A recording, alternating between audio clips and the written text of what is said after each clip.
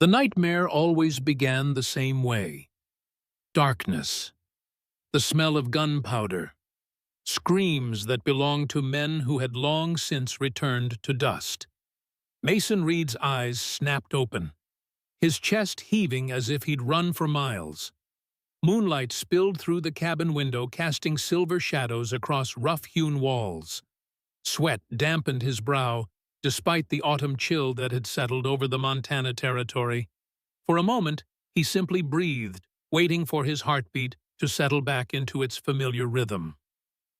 5 years since the war had ended, and still it haunted him, pulling him back into the darkness when he least expected it. Mason pushed himself upright, the old pine bed frame creaking beneath his weight. He reached for the water cup on his bedside table, his hands still trembling slightly. As he raised the cup to his lips, a sound cut through the night silence. The crack of leather against flesh. A sound that didn't belong to his nightmares.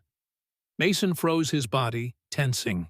The sound came again, distant but unmistakable, carrying on the wind from the direction of Whispering Pines. The noise dragged him back, not to the war this time, but to another memory. A young stable boy cowering beneath a foreman's lash, while Mason had been too far away to stop it. He had sworn then that such sounds would never echo on his land again. Moving with purpose now, Mason dressed quickly. He pulled on worn denim pants, a cotton shirt, and the leather vest that had seen better days. His movements were efficient, practiced. The routine of a man who had learned that hesitation could cost lives. He stepped outside into the pre-dawn darkness. The air held the crisp bite of early autumn stars still bright overhead. His breath formed small clouds that disappeared into the darkness. The mountains loomed like sleeping giants against the eastern horizon, their peaks just beginning to catch the first hint of approaching dawn. Mason's cabin stood alone on a small rise overlooking a modest spread of land. Not the largest ranch in the territory, but it was his hard-earned after years of saving every penny from his military pay. A place where he answered to no one, where the only orders were those given by nature herself. The crack of the whip came again, the sound carrying clearly in the still morning air. Mason's jaw tightened. He strode to the small stable beside the cabin, where his horse, a sturdy chestnut gelding named Sergeant, nickered softly at his approach. The animal sensed his urgency, standing perfectly still, as Mason saddled him with practiced efficiency. "Let's ride," he murmured, swinging into the saddle. The path to Whispering Pines was worn from years of travel, though Mason rarely made the journey except when necessary. The town held little appeal for a man who preferred solitude to the whispers that inevitably followed a veteran with scars that went deeper than skin. Sergeant's hooves pounded the packed earth, Mason leaning forward in the saddle, pushing for speed. The first rays of sunlight were just breaking over the eastern mountains when the scattered buildings of Whispering Pines came into view. The town had grown since Mason had first settled in the area.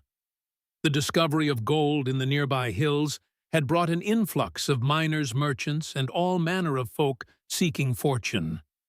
What had once been little more than a trading post now boasted a main street lined with wooden buildings, a church whose white steeple reached toward heaven, and the inevitable saloon, where men drowned their failures or celebrated their rare successes. As Mason rode down the main street, the crack of the whip came again, followed by a child's cry that cut through him like a knife. He reined Sergeant to a halt, his eyes narrowing as he took in the scene before him. A small crowd had gathered in the dusty street outside the general store. At its center stood a woman Mason recognized as Irene Faulkner, the tight bun of her gray-streaked hair and the severe cut of her dress as unforgiving as her reputation. In her hand, she held a leather whip, its tip stained dark. Before her, a small girl cowered in the dirt, her threadbare dress offering little protection against the morning chill or the woman's wrath. The child couldn't have been more than 8 years old, her body curled into itself trying to become smaller, invisible. Worthless, just like your mother. Irene's voice cut through the morning air, sharp as broken glass. Nothing but trouble since the day you were born.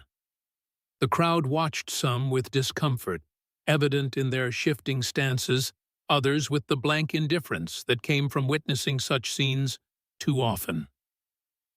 Near the edge of the gathering, Sheriff Logan Wells stood with his arms crossed, his badge catching the early morning light. His expression revealed nothing as he watched the scene unfold. Mason dismounted his boots, hitting the ground with a heaviness that matched the weight in his chest. As he stepped forward, the child looked up, and something in her gaze stopped him cold.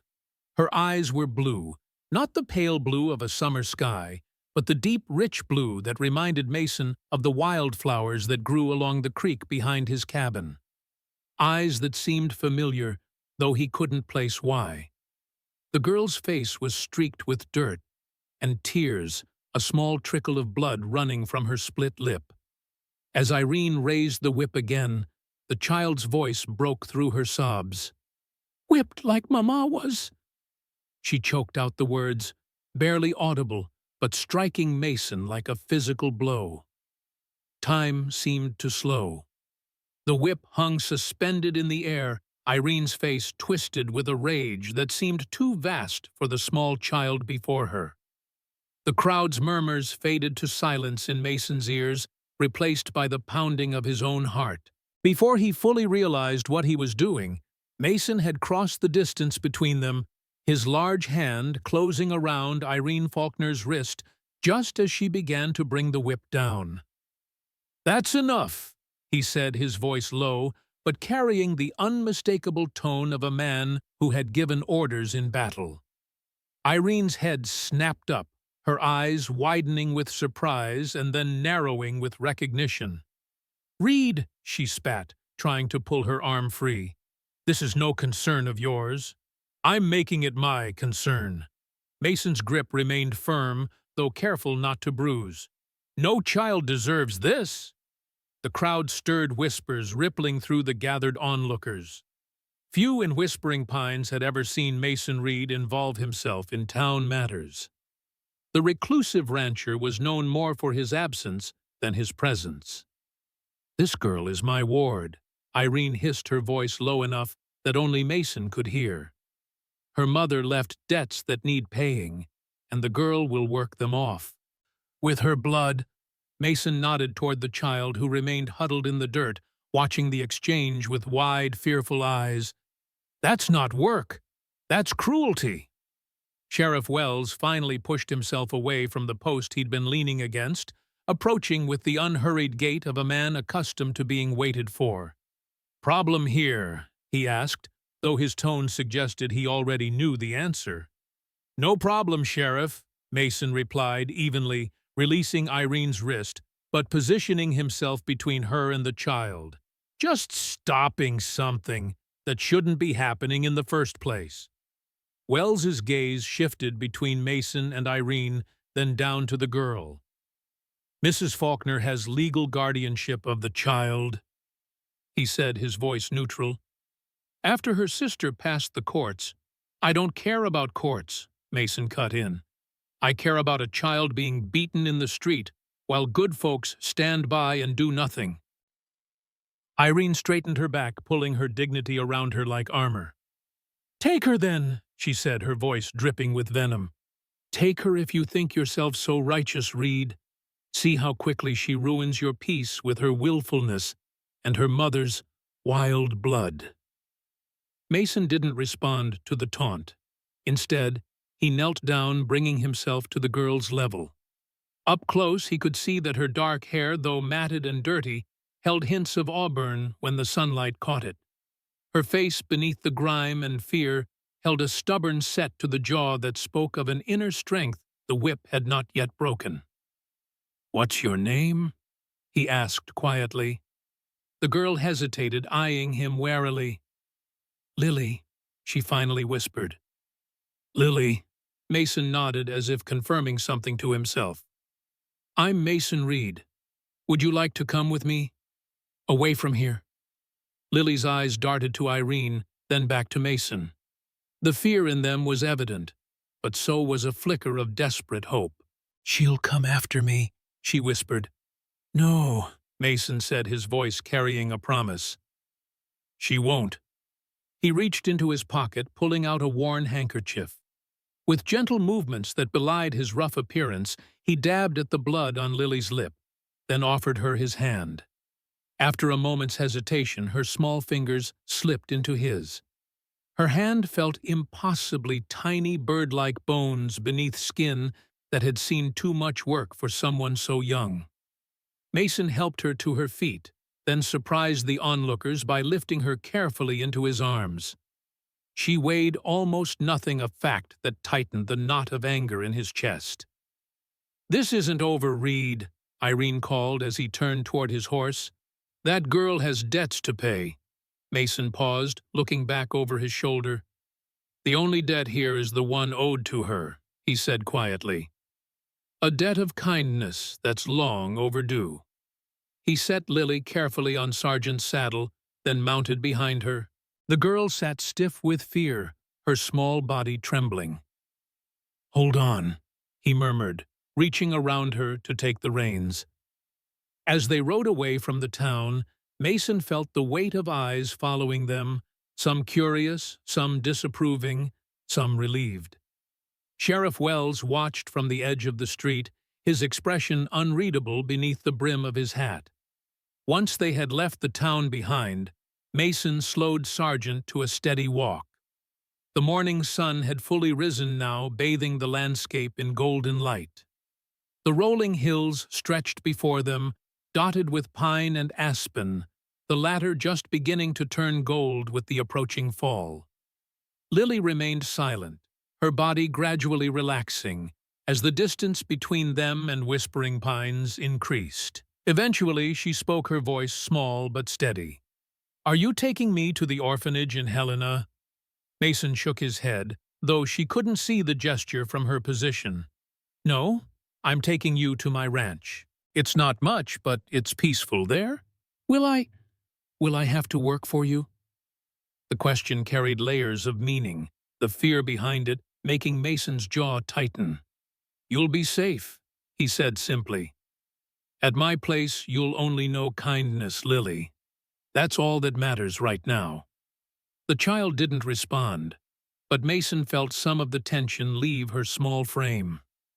They rode in silence for a time, the rhythmic sound of Sergeant's hooves creating a soothing cadence.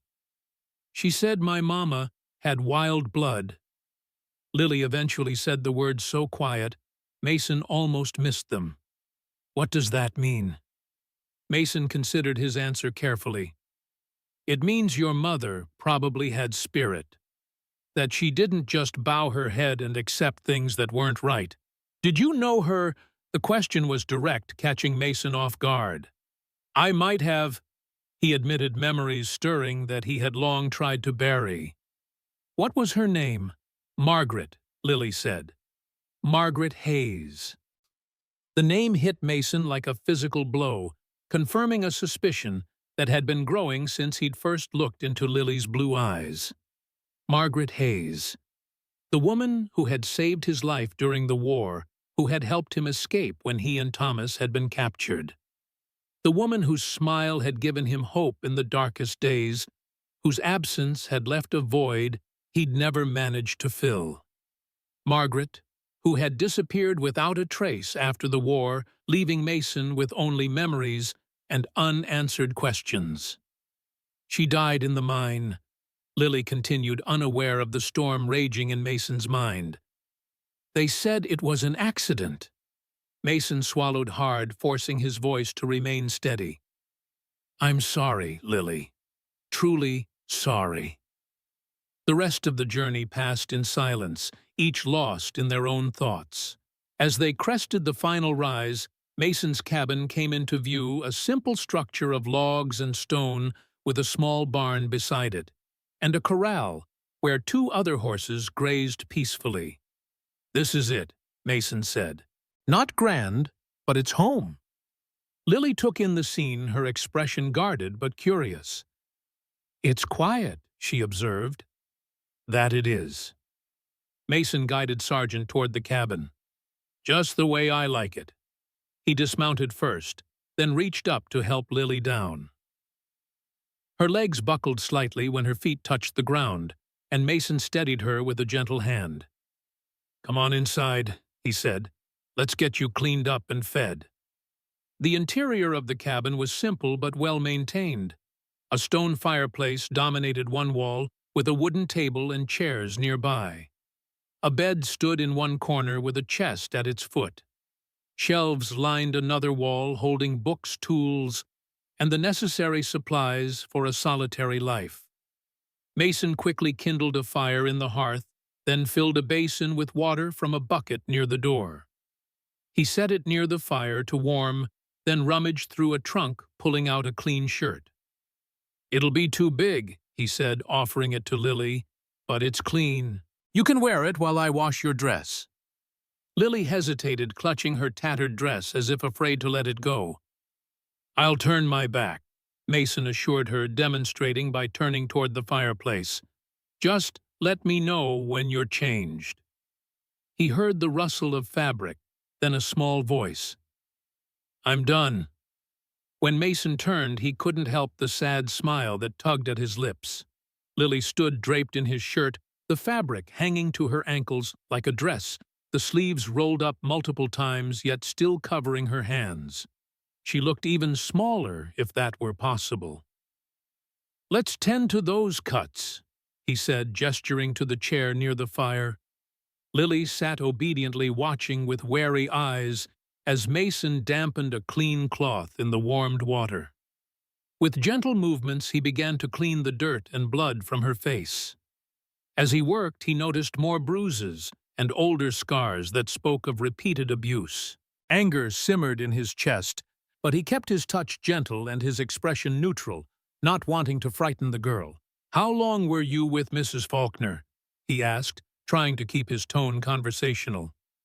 "Since Mama died," Lily replied. "Almost a year now."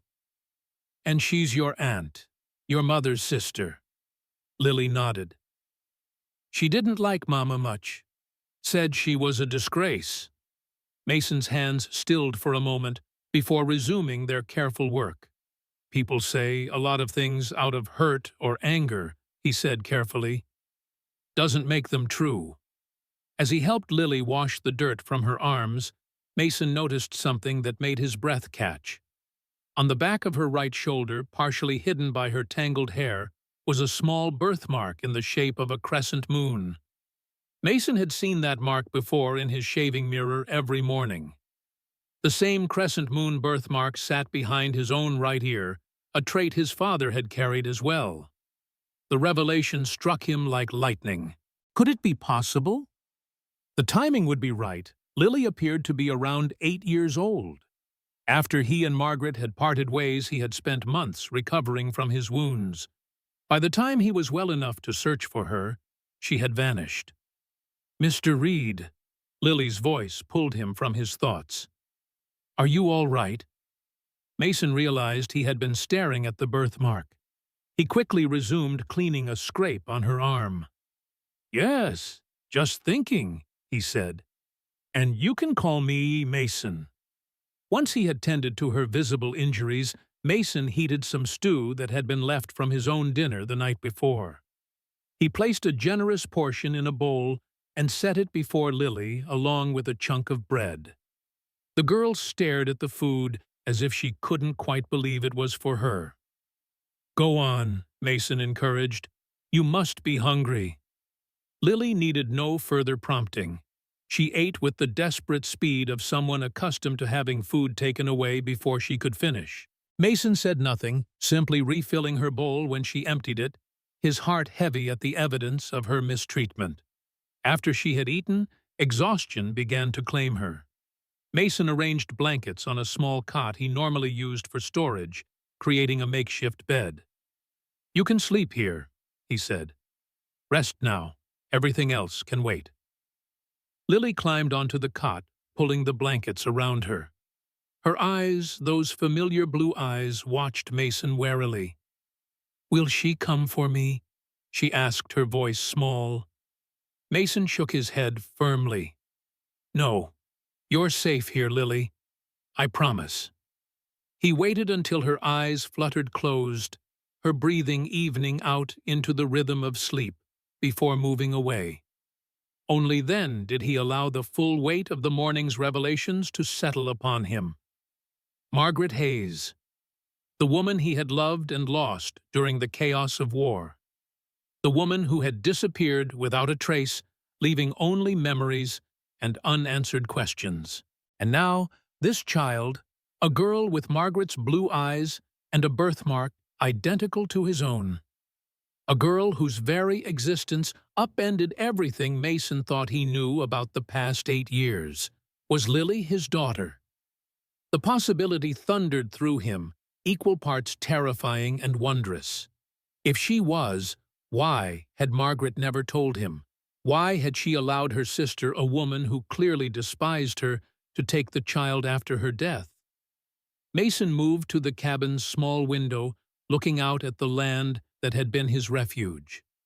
The peaceful solitude he had built here now seemed on the verge of profound change.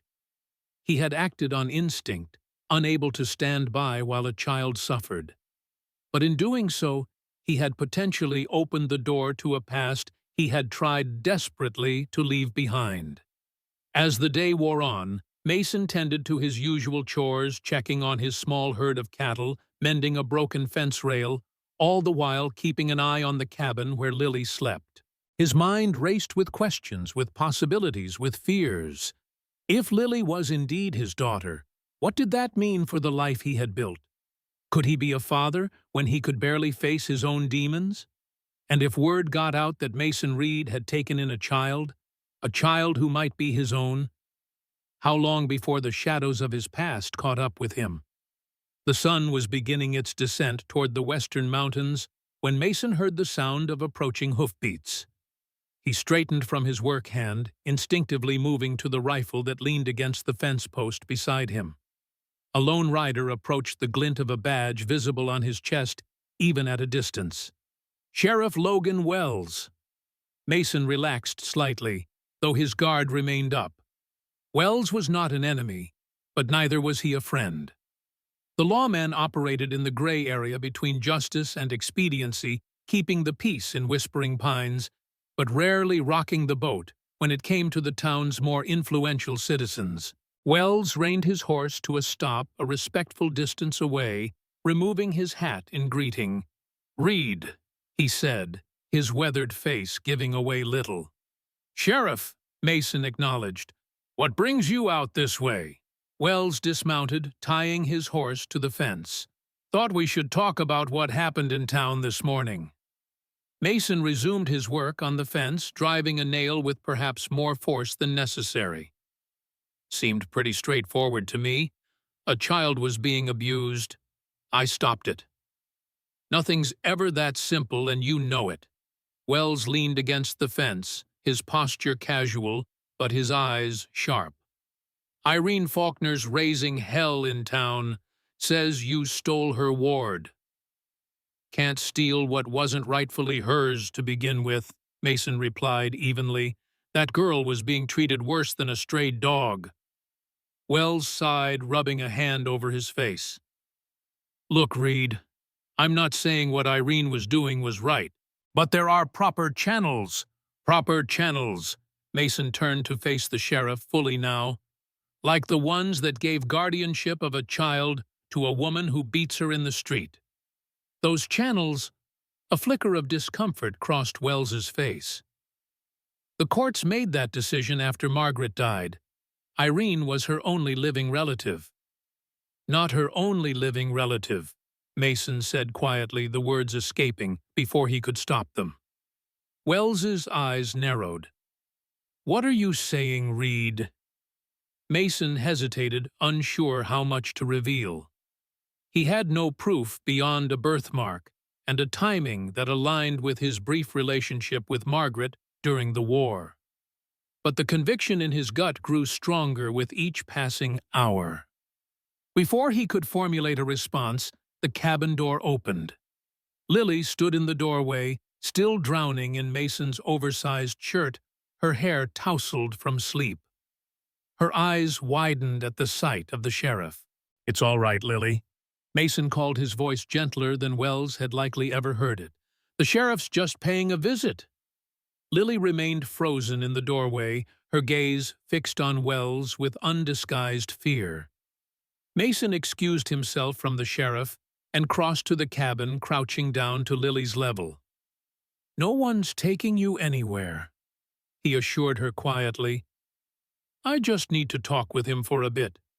Why don't you go back inside? There are some books on the shelf, if you'd like to look at them." After a moment's hesitation, Lily nodded, retreating back into the cabin. Mason watched until the door closed behind her, then returned to where Wells waited. "She's terrified," Wells observed. "With good reason," Mason replied. "How long has Irene been treating her that way?" Wells had the grace to look uncomfortable. "There were rumors. Nothing concrete enough to act on." "Nothing concrete," Mason's voice hardened. "The girl's covered in scars, Sheriff. She flinches at sudden movements. That concrete enough for you?" Wells sighed. "It's complicated, Reed. Irene has connections in this town. Her late husband was Ezra Blackwood's cousin, and Blackwood... Mason repeated the name, sending a chill through him. "Ezra Blackwood owns the mine now. Owns half the valley," Wells confirmed. "Mine, lumber mill, most of the businesses in town one way or another. He's not a man to cross lightly." The pieces began to fall into place in Mason's mind. Ezra Blackwood, once a captain in the Union Army, the man who had betrayed his unit, who had left Mason and Thomas Hayes to die in a Confederate prison camp. The man whose actions had indirectly led to Thomas's death. The man Margaret had sworn to expose. "Sheriff," Mason said carefully, "how exactly did Margaret Hayes die?" Wells shifted his weight, his discomfort growing more evident. "Mining accident. Tunnel collapse. She shouldn't have been in there, but some of the women would sneak in after hours to glean what the miners missed." "And no one questioned it," Mason pressed. "A woman with a young child risking her life in an unstable mine shaft. People do desperate things when they're hungry, Reed. You know that." Mason did know. He had seen desperation drive good people to terrible choices during the war. But something about the story didn't sit right, especially now that he knew Blackwood was involved. "What does Blackwood have to do with Lily?" he asked directly. Wells hesitated. "Nothing directly, but he supports Irene's claim to the girl, says she owes labor for her mother's debts." "Labor?" Mason repeated the word, tasting bitter. "She's 8 years old, Wells." "I'm just telling you how things stand," the sheriff said, raising his hands in a placating gesture. "And warning you that this won't end with you riding into town and riding out with the girl. Irene's determined to get her back, and Blackwood doesn't like being crossed." "Let them try," Mason said, his voice quiet, but carrying an unmistakable edge of steel. Wells studied him for a long moment. "You know something about this girl that you're not saying, don't you, Reed?" Mason met his gaze steadily. "I know she deserves better than what she's gotten. That's enough for now." The sheriff sighed, reaching for his hat. "I can't stop what's coming, but I thought you should know. Blackwood's not the type to let things lie." "I appreciate the warning," Mason said, extending his hand. After a moment's hesitation, Wells shook it. "Take care, Reed. Of yourself and the girl." Mason watched as the sheriff mounted and rode away, disappearing over the rise that separated the ranch from the road to town. Only when Wells was out of sight did Mason allow his shoulders to slump the weight of what he had learned, pressing down on him. Ezra Blackwood. Of all the ghosts from his past, this was one Mason had hoped never to encounter again. The man who had betrayed his own men for personal gain, who had escaped justice through connections and bribery, while better men died. If Blackwood was involved with Irene Faulkner, if he had some interest in Lily, then the situation was far more dangerous than Mason had initially realized. He returned to the cabin, finding Lily seated at the table, one of his books open before her. She looked up as he entered, her expression guarded. "Is he going to take me back?" she asked directly. Mason shook his head. "No, not him, not anyone." Relief flickered across her face, though the wariness remained. "Aunt Irene says I have to pay for my keep. What work do you want me to do?" The question asked with such resignation made Mason's heart ache. He pulled out the chair across from her and sat down, making sure to keep his movements slow and non-threatening.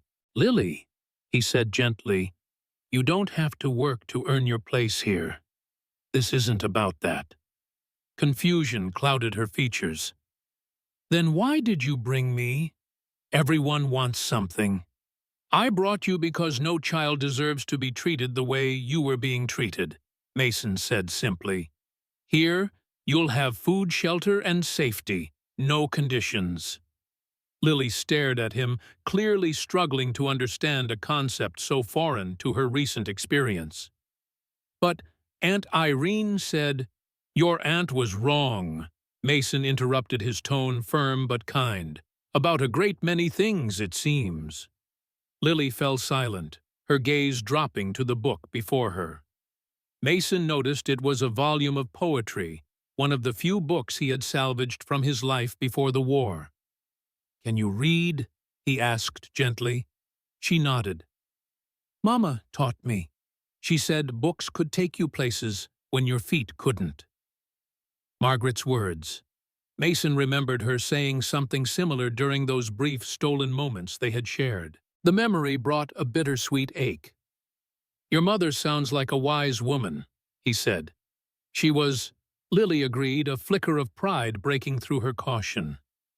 "She knew lots of things. She could read and write, and she knew about plants that could heal people." Mason nodded, encouraging her to continue. Any information about Margaret's life after the war was precious to him. "She worked hard," Lily continued, her small fingers tracing the edge of the book. "But she always had time to teach me things. She said I needed to be smart, because someday I might meet my father, and she wanted him to be proud." Mason's heart skipped a beat.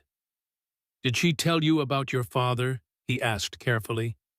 Lily shook her head, disappointment evident in her expression.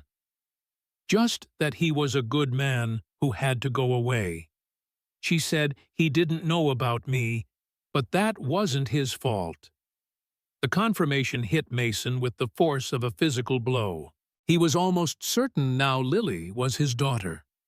Margaret had been carrying his child when they parted, and she had never told him. But why? The question burned in his mind. Why would Margaret keep such a secret, especially when it meant leaving their child vulnerable after her death? "Mr. Reed Mason," Lily's voice pulled him from his thoughts. "Are you all right? You look sad." Mason managed a small smile. "Just thinking about the past, and about what happens next." "What does happen next?" Lily asked, the vulnerability in her voice, a reminder of how young she truly was. "Next we get you properly settled," Mason said, pushing aside his own turbulent emotions to focus on her needs. "You'll need clothes that fit, for one thing." Lily glanced down at the oversized shirt she wore. "This is fine," she said quickly. "I don't need—" "You do need," Mason interrupted gently. "And you'll have. That's not up for debate."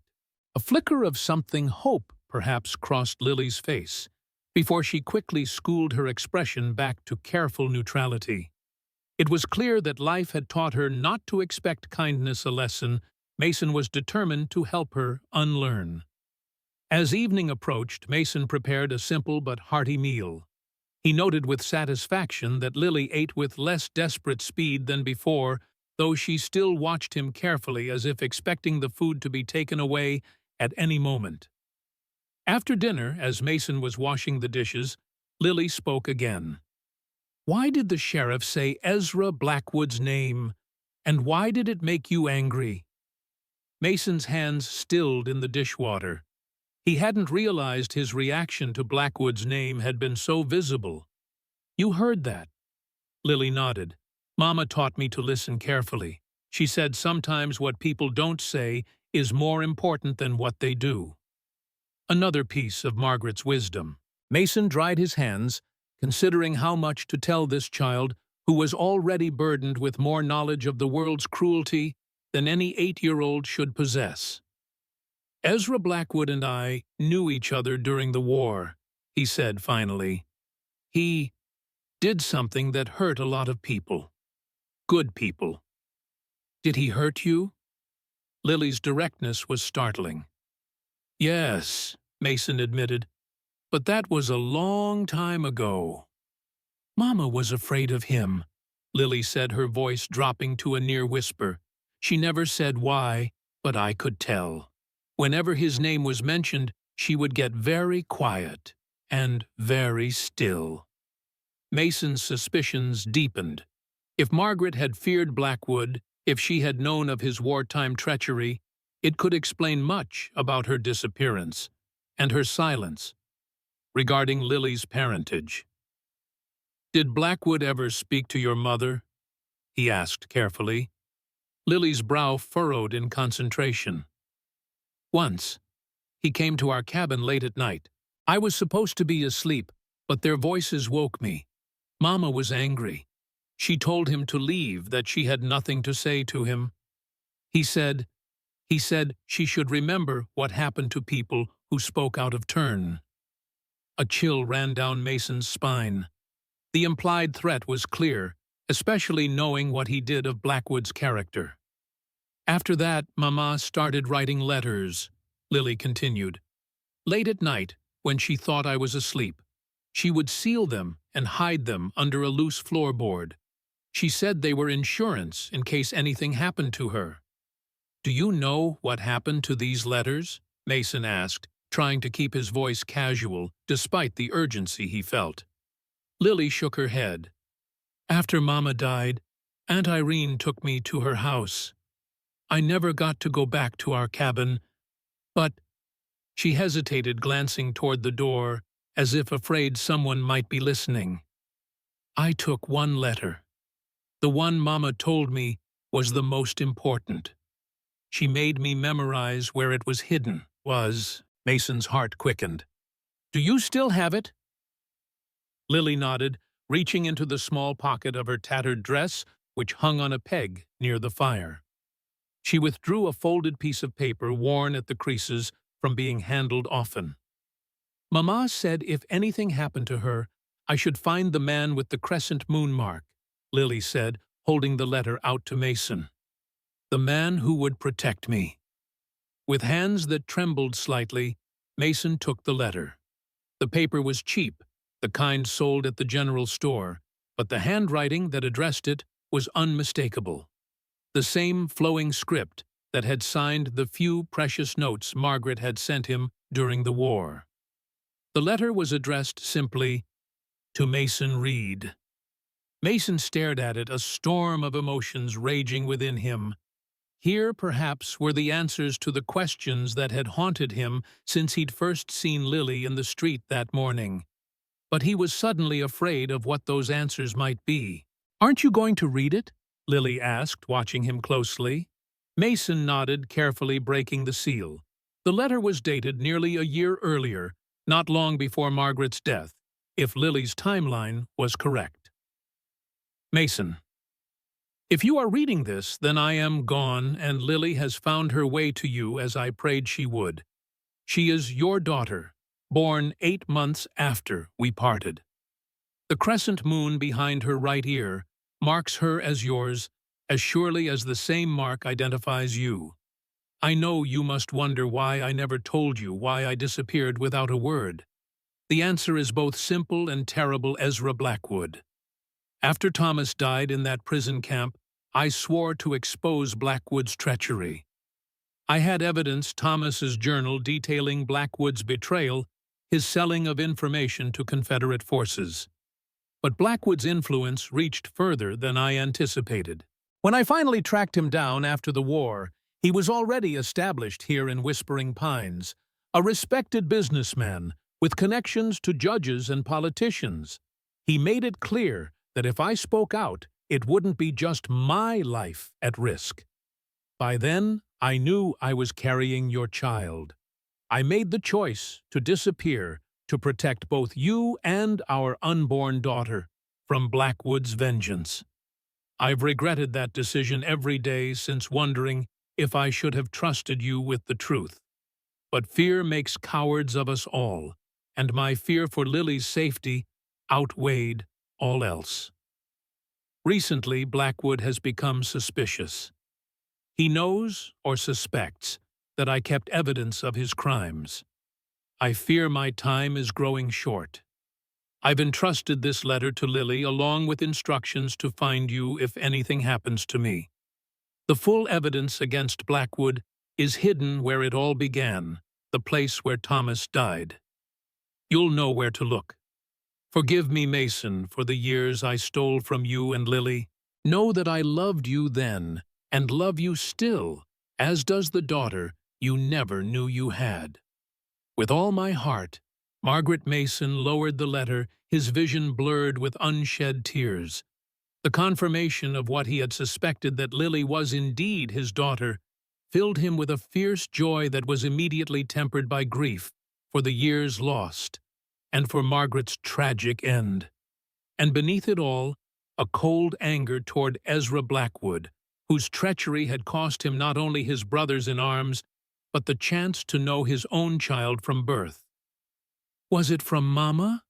Lily asked, her voice small. Mason nodded, carefully refolding the letter. "Yes, she wanted to make sure you found me." "Why?" The simple question carried so much weight.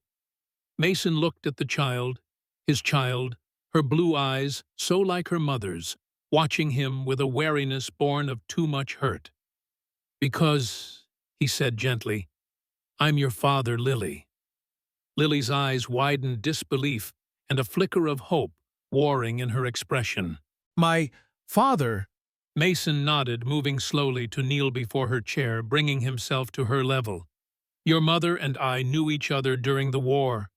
We were separated before she knew she was carrying you. She never had the chance to tell me about you. She said my father had a mark like mine," Lily said slowly, her hand moving unconsciously to touch the spot behind her ear where the crescent birthmark lay. "The moon mark." Mason turned his head slightly, brushing his hair aside to reveal the identical mark behind his own ear. "The same mark my father had and his father before him." Lily stared at the birthmark, then at Mason's face, searching for any sign of deception. Finding none, her expression crumpled, tears welling in her eyes. "Why didn't you come for us?" she asked, the hurt in her voice cutting Mason to the quick. "Mama waited. She said you'd come if you knew."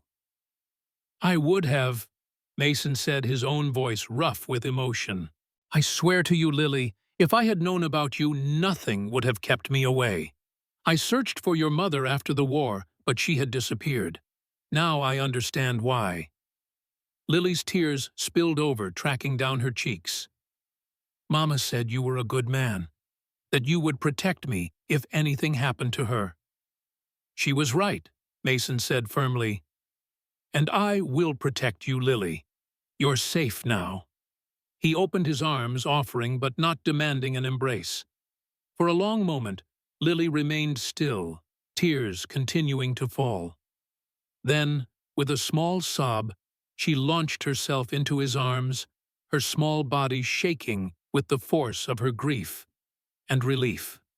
Mason held her gently, his own tears falling silently into her dark hair.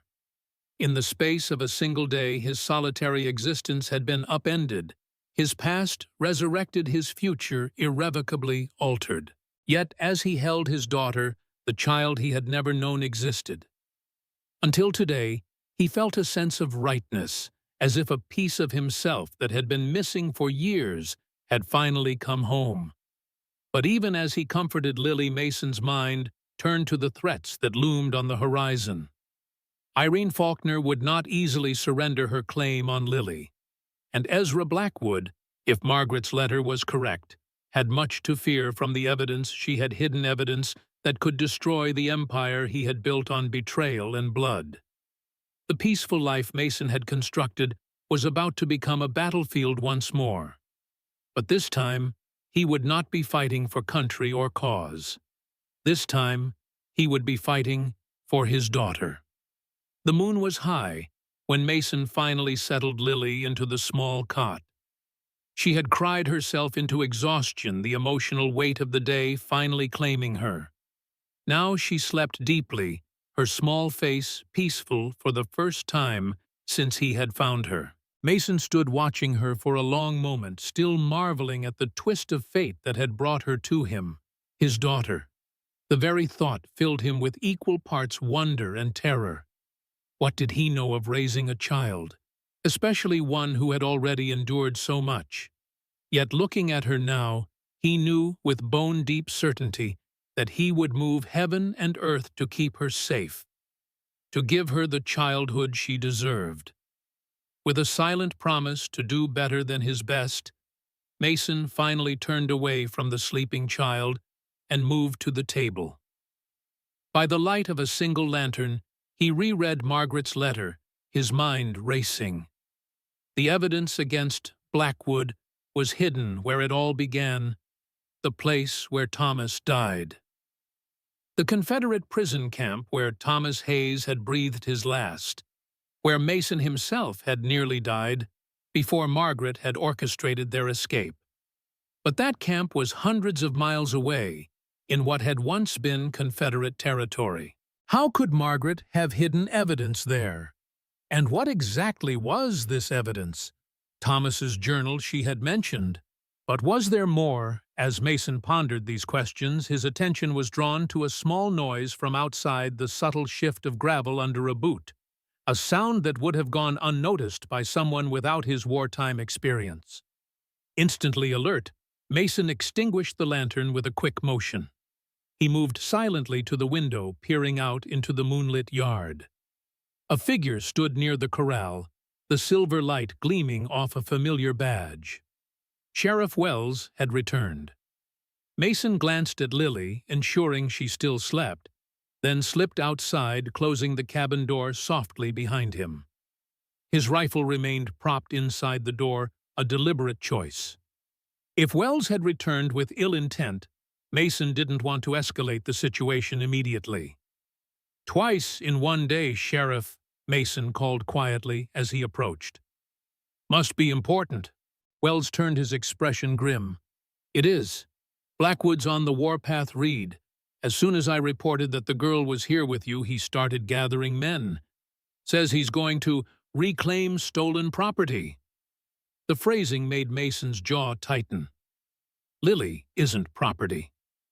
"You know that, and I know that," Wells agreed, "but Blackwood's claiming she's bound by her mother's debts. He's got papers, legal ones, by the look of them, showing Margaret Hayes borrowed money against her daughter's future labor." "Indentured servitude," Mason said flatly. "That's what they're calling it now."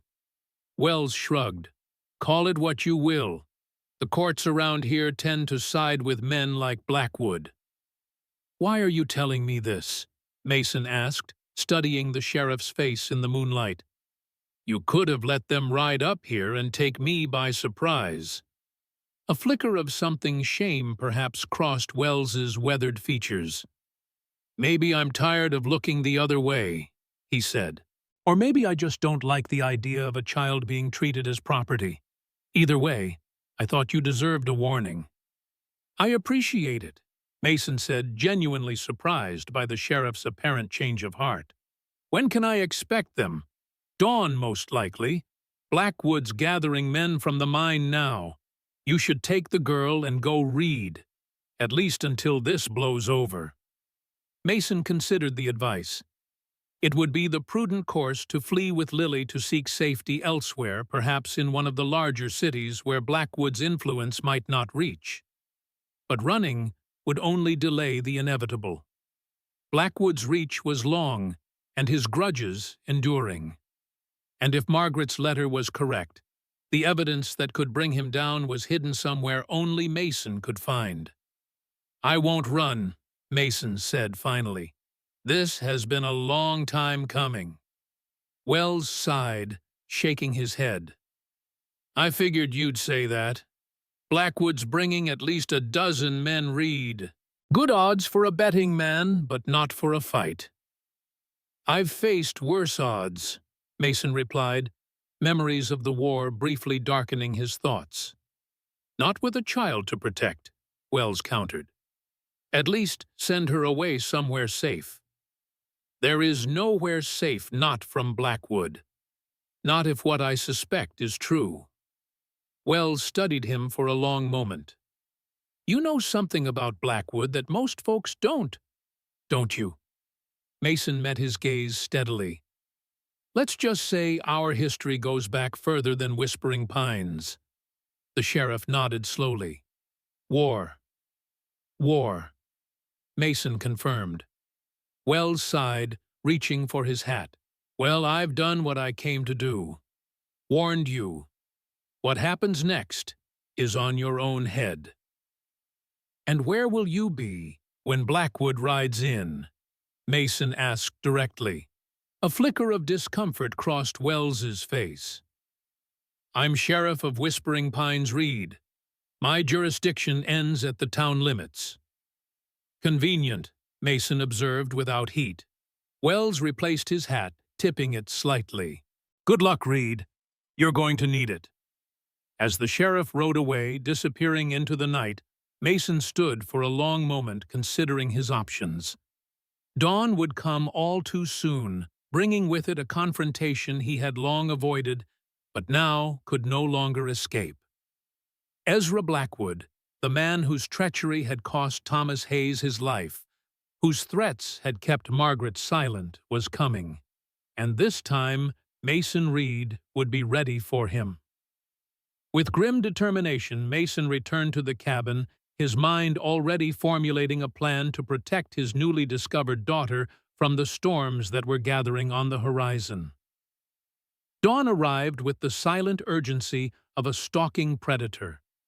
Mason had not slept the hours of darkness spent in preparation for what was to come. He had cleaned his rifle, counted his ammunition, and moved Sargent and the other horses to the small meadow behind the cabin where they would be safe from whatever confrontation the morning might bring. As the first pale light crept over the eastern mountains, Mason stood at the cabin window, watching the road from town. Lily still slept curled tightly on the cot, the exhaustion of yesterday's revelations claiming her until the very last possible moment.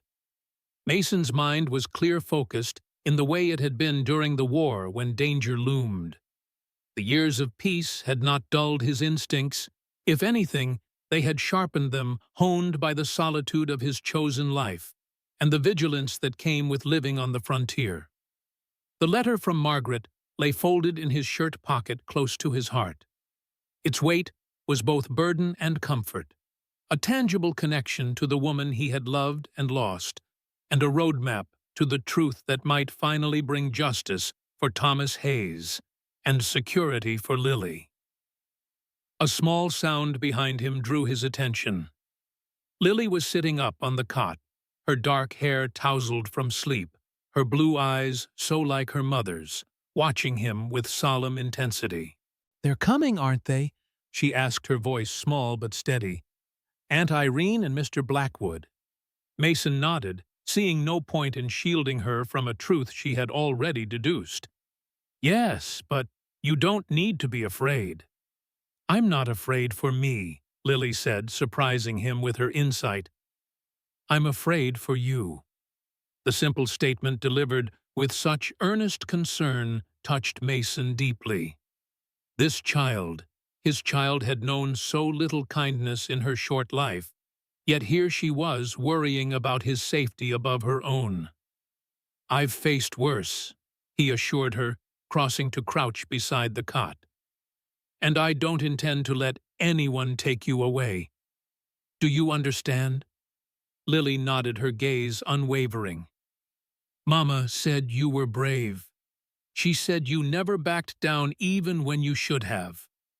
A ghost of a smile crossed Mason's face. It sounded like something Margaret would say, a compliment wrapped in gentle criticism. "Your mother knew me well," he acknowledged.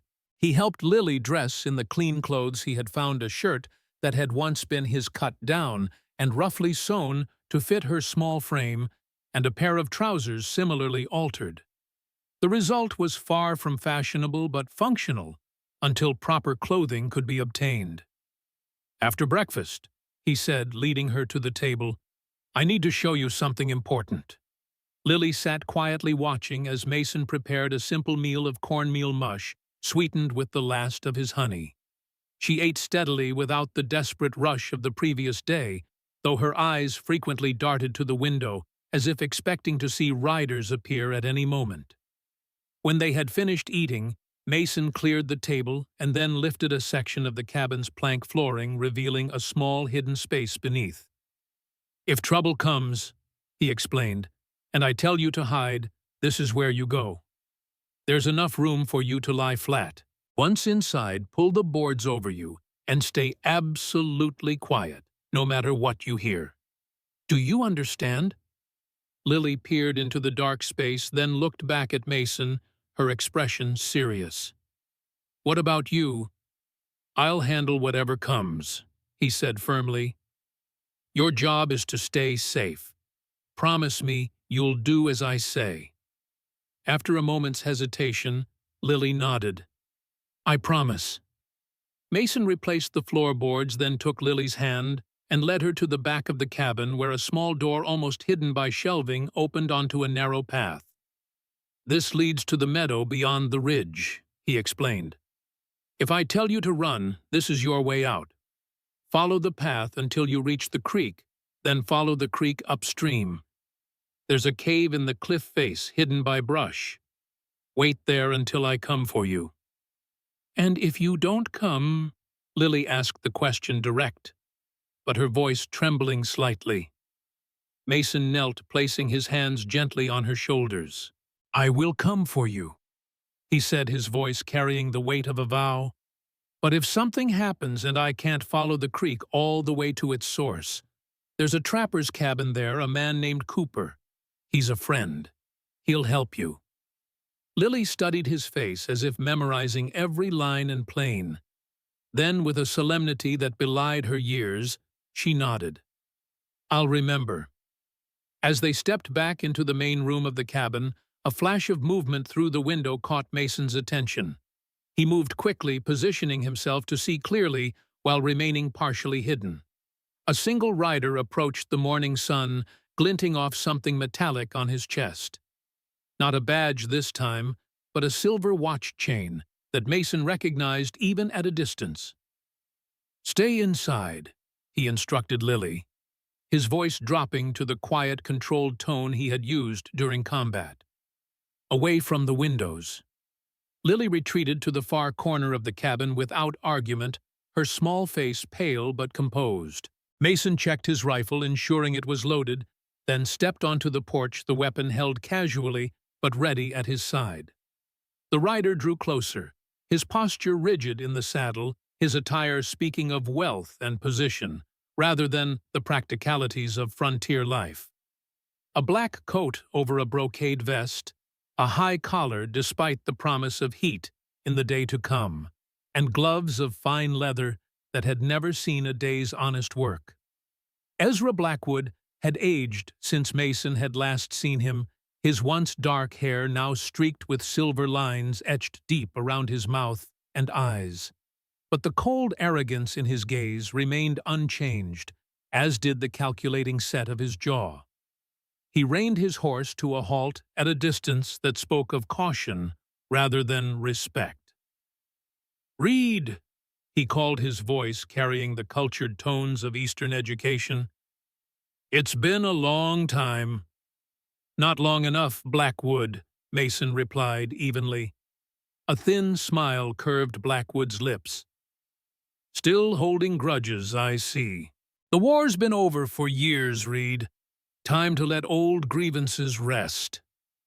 "Some things don't rest," Mason said. "Some debts don't fade with time." Blackwood sighed as if dealing with a particularly stubborn child. "I didn't come to discuss ancient history. I came about the girl."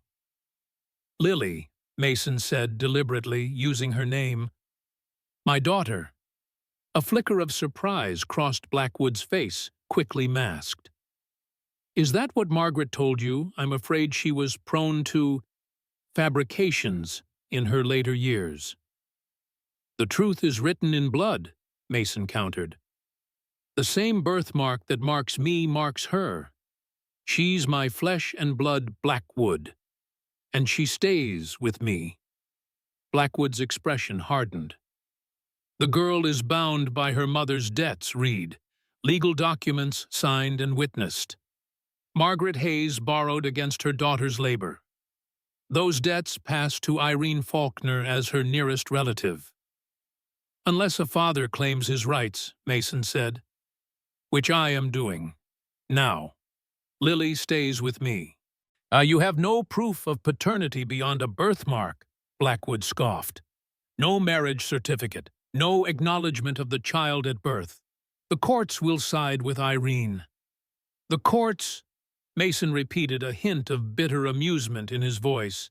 "The same courts you've bought and paid for, just like you bought information during the war. Just like you bought your way out of a court-martial after Thomas Hayes died." Blackwood's face paled slightly, though his composure remained intact. "Careful, Reed. Those are dangerous accusations." "Not accusations," Mason said. "Facts. Facts that Thomas documented in his journal before he died. Facts that Margaret preserved." Now real alarm flickered in Blackwood's eyes. "Whatever Margaret may have told you, she had no proof. If she had, she would have used it long ago." "She had proof," Mason said, stepping forward, his grip on the rifle tightening slightly. "And she kept it hidden to protect her daughter, to protect my daughter from you. But she made sure I would find it if anything happened to her." It was a calculated risk, revealing what he knew. But Mason needed to understand the full scope of the threat Blackwood posed, needed to confirm his suspicions about Margaret's death. Blackwood's response told him everything. The man's face hardened into a mask of cold fury, all pretense of civilized discourse falling away. "Margaret Hayes died in a mining accident," he said, his voice dropping to a dangerous pitch. "A tragic event, witnessed by multiple reliable men. The same fate awaits those who spread malicious rumors about respected citizens." The threat was unmistakable. Mason's suspicions crystallized into certainty. Margaret's death had been no accident. Blackwood had silenced her just as he had tried to silence Mason and Thomas years ago.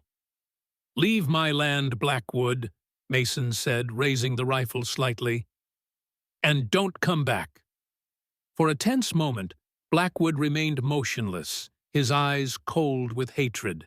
Then, with deliberate slowness, he gathered his reins. "This isn't over, Reed," he said. "I'll be back with men and the law on my side. The girl will return to her rightful guardian, and you will regret challenging me." With that, he wheeled his horse and rode away, his back straight, his posture radiating the confidence of a man unused to defeat, temporary or otherwise.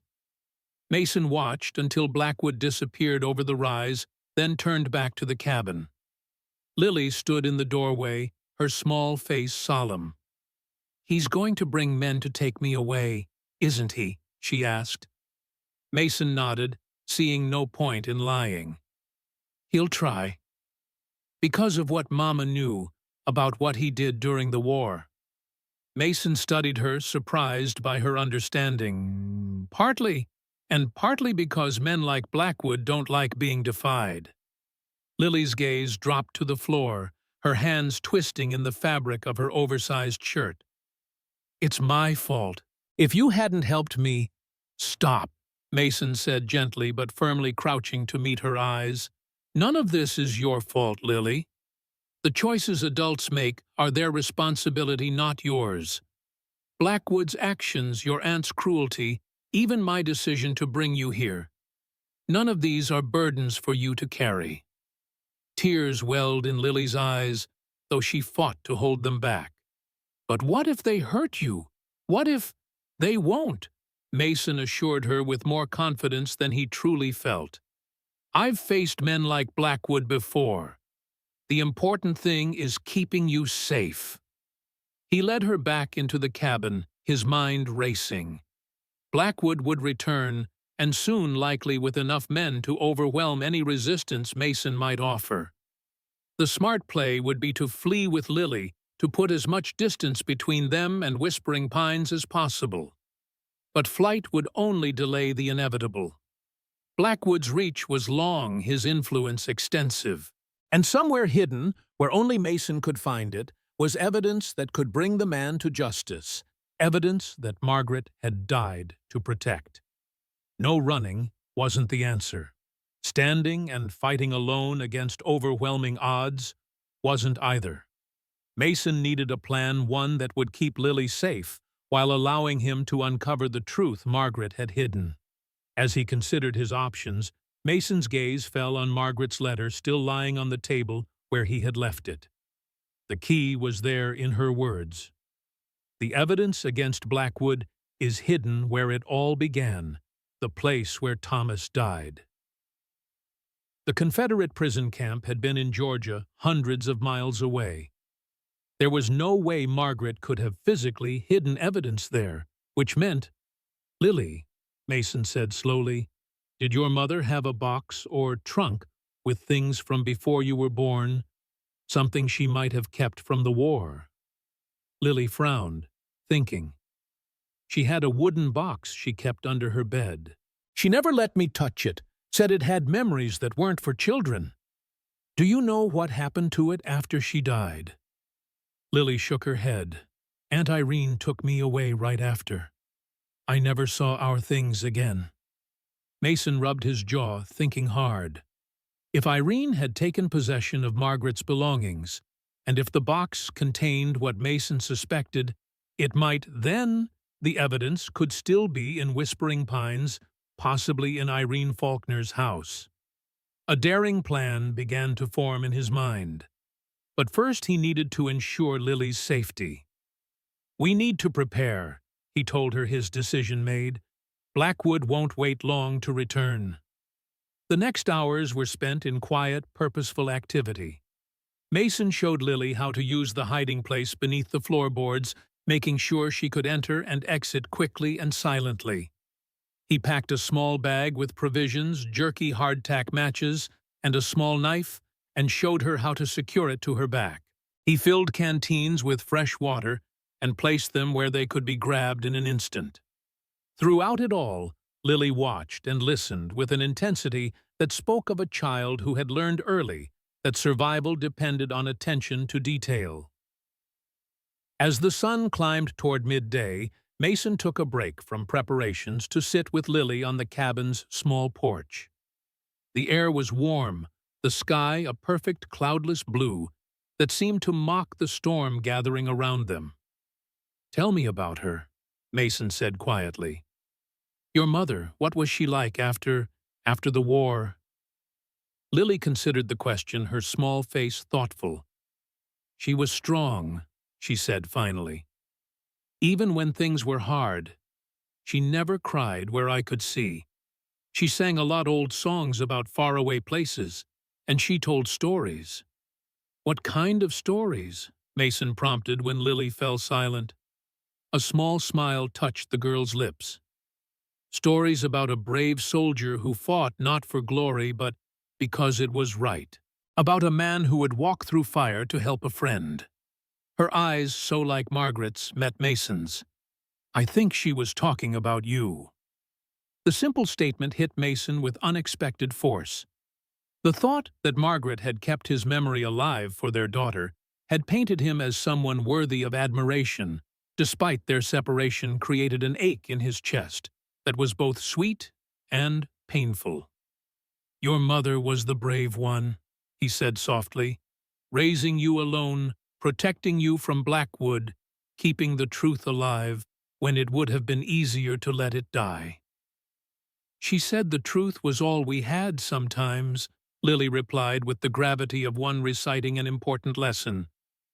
"That lies might seem kinder, but they always came with a price." Margaret's wisdom preserved in her daughter's memory. Mason found himself wondering what kind of family they might have been had circumstances been different. Had Blackwood's treachery not torn them apart, had Margaret felt safe enough to tell Mason about the child they had created? "She would be proud of you," Mason said, reaching out hesitantly to tuck a strand of hair behind Lily's ear, revealing the crescent birthmark that matched his own. "So brave, so smart." Lily leaned slightly into his touch, a small gesture of trust that meant more to Mason than words could express. The moment of peace was shattered by the distant sound of hoofbeats, multiple riders approaching at speed. Mason was on his feet instantly, his hand going to the rifle that leaned against the porch railing. "Inside," he ordered, his voice calm, but brooking no argument. "Remember what we practiced." Lily darted into the cabin without hesitation. Mason followed, closing the door firmly behind them. Through the window he counted at least 8 riders approaching Blackwood at their head. More than Mason had hoped for, fewer than he had feared. "They're here," he told Lily, who stood near the hidden compartment beneath the floorboards. "I want you to hide now. No matter what you hear, don't come out until I call for you. Understand?" Lily nodded, her face pale but determined. "Be careful," she whispered. "Always." Mason promised, helping her into the hiding place. Once she was settled, he replaced the floorboards, ensuring they looked undisturbed, then moved to the window to assess the approaching threat. Blackwood had brought miners, by the look of them rough men, accustomed to hard work and hard living. They carried a mix of weapons, rifles, shotguns, a few pistols. Not professional gunmen then, but dangerous nonetheless, especially given the odds. Mason checked his rifle one last time, then stepped onto the porch as the riders drew to a halt in the yard. His stance was relaxed, but his eyes were sharp, taking in every detail of the men before him. "Blackwood," he acknowledged coolly. "I see you brought friends." Ezra Blackwood sat tall in his saddle, his expensive clothes out of place among the rough attire of his companions. "I brought the law read," he replied, holding up a folded paper. "A writ from Judge Harmon authorizing the return of the minor child Lily Hayes to her legal guardian, Irene Faulkner." "Bought and paid for, no doubt." Mason observed his tone conversational despite the tension thrumming through him. Blackwood's expression hardened. "The girl Reed. Where is she?" "Safe," Mason replied. "And staying that way." One of the miners, a barrel-chested man with a scar bisecting his left cheek, spat into the dirt. "We ain't got time for this, Blackwood. Let's just take her and be done." "Careful," Mason warned, his rifle still held casually but ready. "The first man who sets foot on my porch uninvited will regret it." The miners exchanged glances, a few shifting uncomfortably in their saddles. They had been paid to intimidate, perhaps to rough up a stubborn rancher, but facing a man who had clearly seen combat, a man whose eyes held the steady, unflinching gaze of someone who had killed before and would do so again if necessary, gave them pause. Blackwood sensed their hesitation and scowled. "The man is alone," he reminded them. 8 against 1. Those are odds even Reed can't overcome. "I've faced worse," Mason said quietly, and walked away. A tense silence fell, broken only by the nervous shifting of horses and the whisper of wind through the pine trees that bordered the clearing. Mason remained motionless, his eyes never leaving Blackwood's face, reading the calculation there, the weighing of risk against reward. Finally, Blackwood made his decision. "Daniels, Fletcher, check the barn," he ordered 2 of the men. "Carson, take Williams and circle around back. The rest of you with me." Mason's jaw tightened as the men began to move. He had hoped to avoid bloodshed, but Blackwood was forcing his hand. "This is your last warning, Blackwood," he called. "Take your men and leave. The girl stays with me." Blackwood's only response was a cold smile. He dismounted the paper still clutched in his hand and started toward the porch. 3 miners followed, while the others split off as directed. Mason raised his rifle, aiming directly at Blackwood's chest. "Not another step." Blackwood halted, but his smile remained. "You won't shoot Reed. Not in cold blood. Not with witnesses. To protect my daughter." Mason's finger tightened slightly on the trigger. "Try me." Something in his tone must have convinced Blackwood of his sincerity, for the man stopped raising his hands slightly. "Let's be reasonable," he said, his voice taking on a placating tone. "The law is clear. The girl belongs with her aunt." "The law recognizes a father's rights," Mason countered. "Lily is my daughter, Blackwood. My blood, and she's staying with me." "You have no proof of paternity that would stand up in court," Blackwood argued. "No documentation, no witnesses. Just your word against established legal guardianship." "I have Margaret's letter," Mason said, "and I have the truth about what happened to Thomas Hayes. The truth you've been running from since the war." Blackwood's face paled slightly, though his composure remained intact. "Ancient history," he dismissed, though his voice lacked its previous confidence. "Irrelevant to the current situation." "Is it?" Mason challenged. "Is Margaret's death irrelevant to the mining accident that was so convenient for you?" Now real fear flickered in Blackwood's eyes, quickly masked behind anger. "Careful, Reed. That sounds dangerously like slander." "It's only slander if it's not true," Mason replied.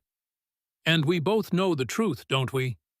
Just like we know what really happened to Thomas in that prison camp."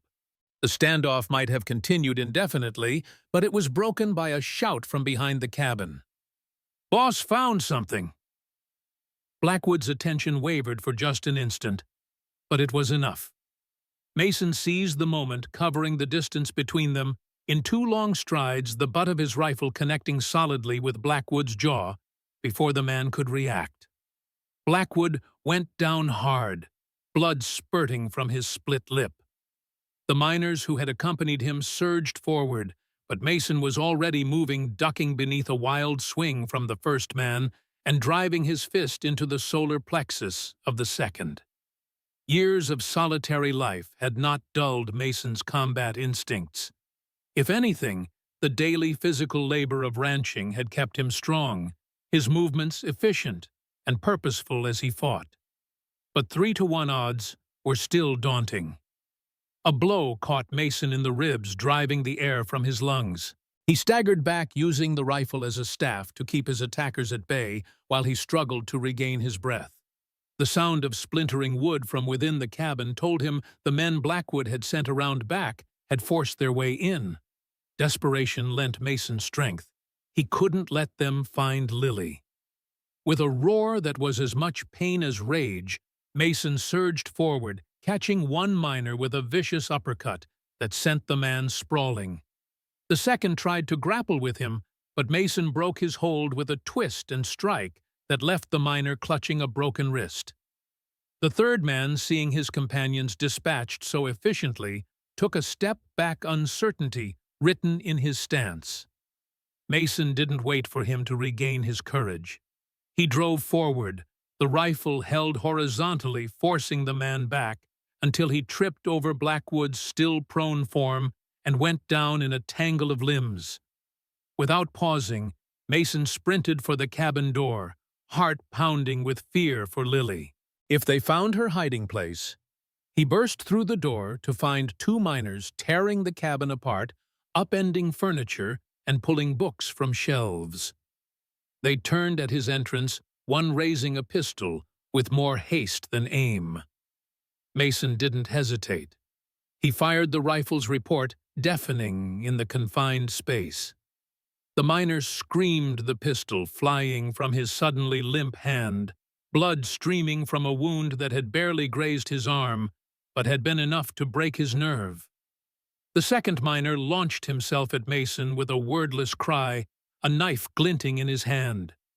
Mason pivoted, using the man's momentum against him, and sent him crashing into the wall. The impact knocked the breath from the miner, the knife clattering to the floor from nerveless fingers. "Get out!" Mason ordered, his voice deadly quiet, as he leveled the rifle at the wounded man. "Both of you, now!" The miners needed no further encouragement. They stumbled out of the cabin, the wounded one clutching his bleeding arm, the other supporting him with a fearful glance back at Mason. Mason quickly scanned the room, relief washing through him when he saw that the floorboards concealing Lily remained undisturbed. But his respite was short-lived. Outside, he could hear Blackwood rallying his men. "Burn it!" Blackwood's voice carried clearly through the open door. "Burn the cabin! Smoke them out!" Mason cursed under his breath. Fire was the one threat he had hoped to avoid. In the dry conditions of late summer, a blaze could quickly consume the entire cabin, leaving nowhere to hide. He had to get Lily out. Moving quickly to the hidden compartment, Mason knelt and lifted the boards. Lily looked up at him, her face pale with fear, but her eyes clear and focused. "We need to go," Mason said urgently. "They're going to set fire to the cabin." Lily scrambled out of her hiding place, her movements quick and sure despite her fear. "The back door?" she whispered. Mason nodded, grabbing the small pack he had prepared and slinging it over her shoulders. "Straight to the creek like we discussed. I'll be right behind you." A crash from outside, followed by the crackling sound of flames catching dry wood, told him they had little time. Smoke was already beginning to seep through the walls where the miners had splashed kerosene. Mason led Lily to the hidden rear door, checking carefully before opening it. The two miners Blackwood had sent to circle the cabin were visible in the distance, returning from the barn with burning torches. They hadn't yet spotted the concealed exit. "Now," Mason whispered, giving Lily a gentle push. "Run for the trees. Don't look back." Lily hesitated for just a moment, her small hand squeezing his. "You'll come?" she asked, her voice barely audible. "I promise," Mason assured her. "Now go." Lily darted away, her small form quickly disappearing into the underbrush that led toward the creek. Mason watched until she was out of sight, then turned back to face what was coming. The cabin was burning now, flames licking up the outer walls, smoke thickening inside. Mason knew he had only moments before the structure became a death trap. But he couldn't leave yet, not without retrieving something essential. Moving quickly through the thickening smoke, Mason went to his bed and knelt beside it. From beneath the frame, he pulled a weathered leather satchel, its surface scarred by years of use. Inside were the few possessions he truly valued: his discharge papers from the army, a faded photograph of his parents, a small pouch containing his military pay saved over years, and most importantly, a journal bound in faded blue cloth. His own record of the war, including the events leading to Thomas Hayes's death and Blackwood's betrayal. Not evidence on its own, perhaps, but combined with whatever Margaret had hidden, it might be enough to bring Blackwood to justice. Slinging the satchel over his shoulder, Mason headed for the rear door, coughing as the smoke grew denser. Outside, he could hear Blackwood shouting orders, the sound of men surrounding the cabin. Mason had almost reached the door when a burning beam crashed down before him, blocking his path. Heat seared his face, forcing him back. The fire was spreading faster than he had anticipated, fed by the dry timber of the cabin's construction. He turned, seeking another exit, but flames now blocked the main door as well. The window, it was his only chance. Mason wrapped his arm in his coat, using it to shield his face as he smashed through the glass. Jagged shards tore at his skin, but he barely felt the pain driven by the need to escape, to reach Lily. He tumbled out into the yard, rolling to extinguish any sparks on his clothing. For a moment, he lay gasping in the dirt, lungs burning from smoke, blood seeping from numerous small cuts. "There he is!" a voice shouted, and Mason looked up to see Blackwood pointing in his direction, blood still trickling from his split lip. "Get him!" Mason struggled to his feet, gripping his satchel with one hand and drawing his pistol with the other. He fired a shot into the air, the report causing the approaching miners to falter. "That's your warning," he called, his voice rough from smoke. "The next one finds flesh." The miners hesitated, looking to Blackwood for direction. Mason used their indecision to back slowly toward the tree line, keeping his pistol trained on Blackwood. "This isn't over. Read." Blackwood called, hatred evident in every line of his face. "The girl can't run forever. Neither can you." "Maybe not," Mason acknowledged, continuing his careful retreat. "But I'll make sure justice finds you before that happens." With those words, he turned and sprinted for the trees, expecting at any moment to feel a bullet tearing into his back. But no shots came. Either Blackwood had ordered his men to hold their fire, or they lacked the will to shoot a man in the back. Mason didn't question his good fortune. He ran, ignoring the pain of his injuries, driven by the need to find Lily, to ensure she had reached safety.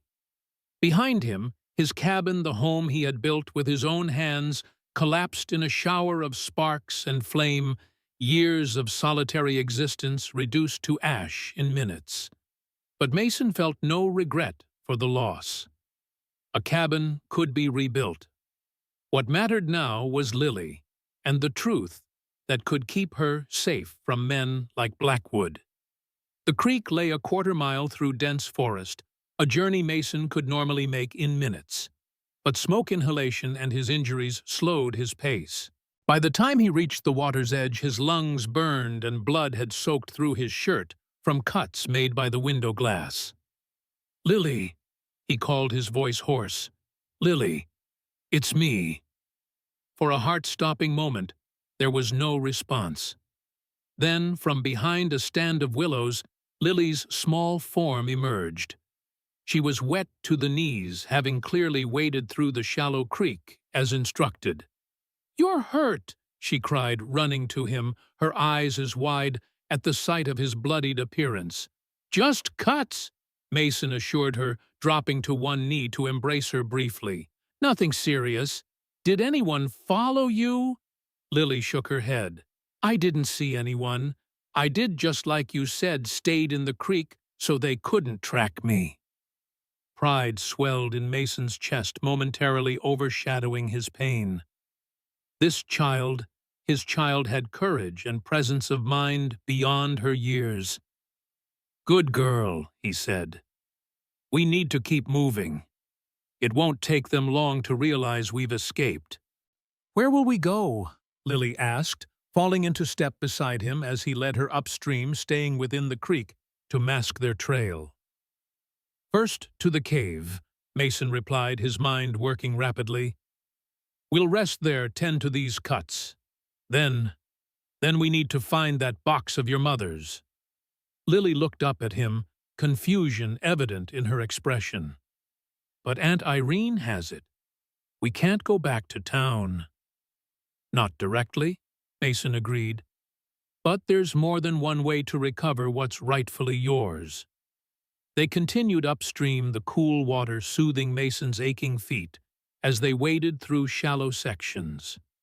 The cave he had mentioned lay a mile further hidden in a cliff face that bordered the creek. Mason had discovered it years ago while hunting and had occasionally used it as shelter during bad weather. As they walked, Mason considered their options. Blackwood would have men watching the roads, possibly even searching the surrounding wilderness.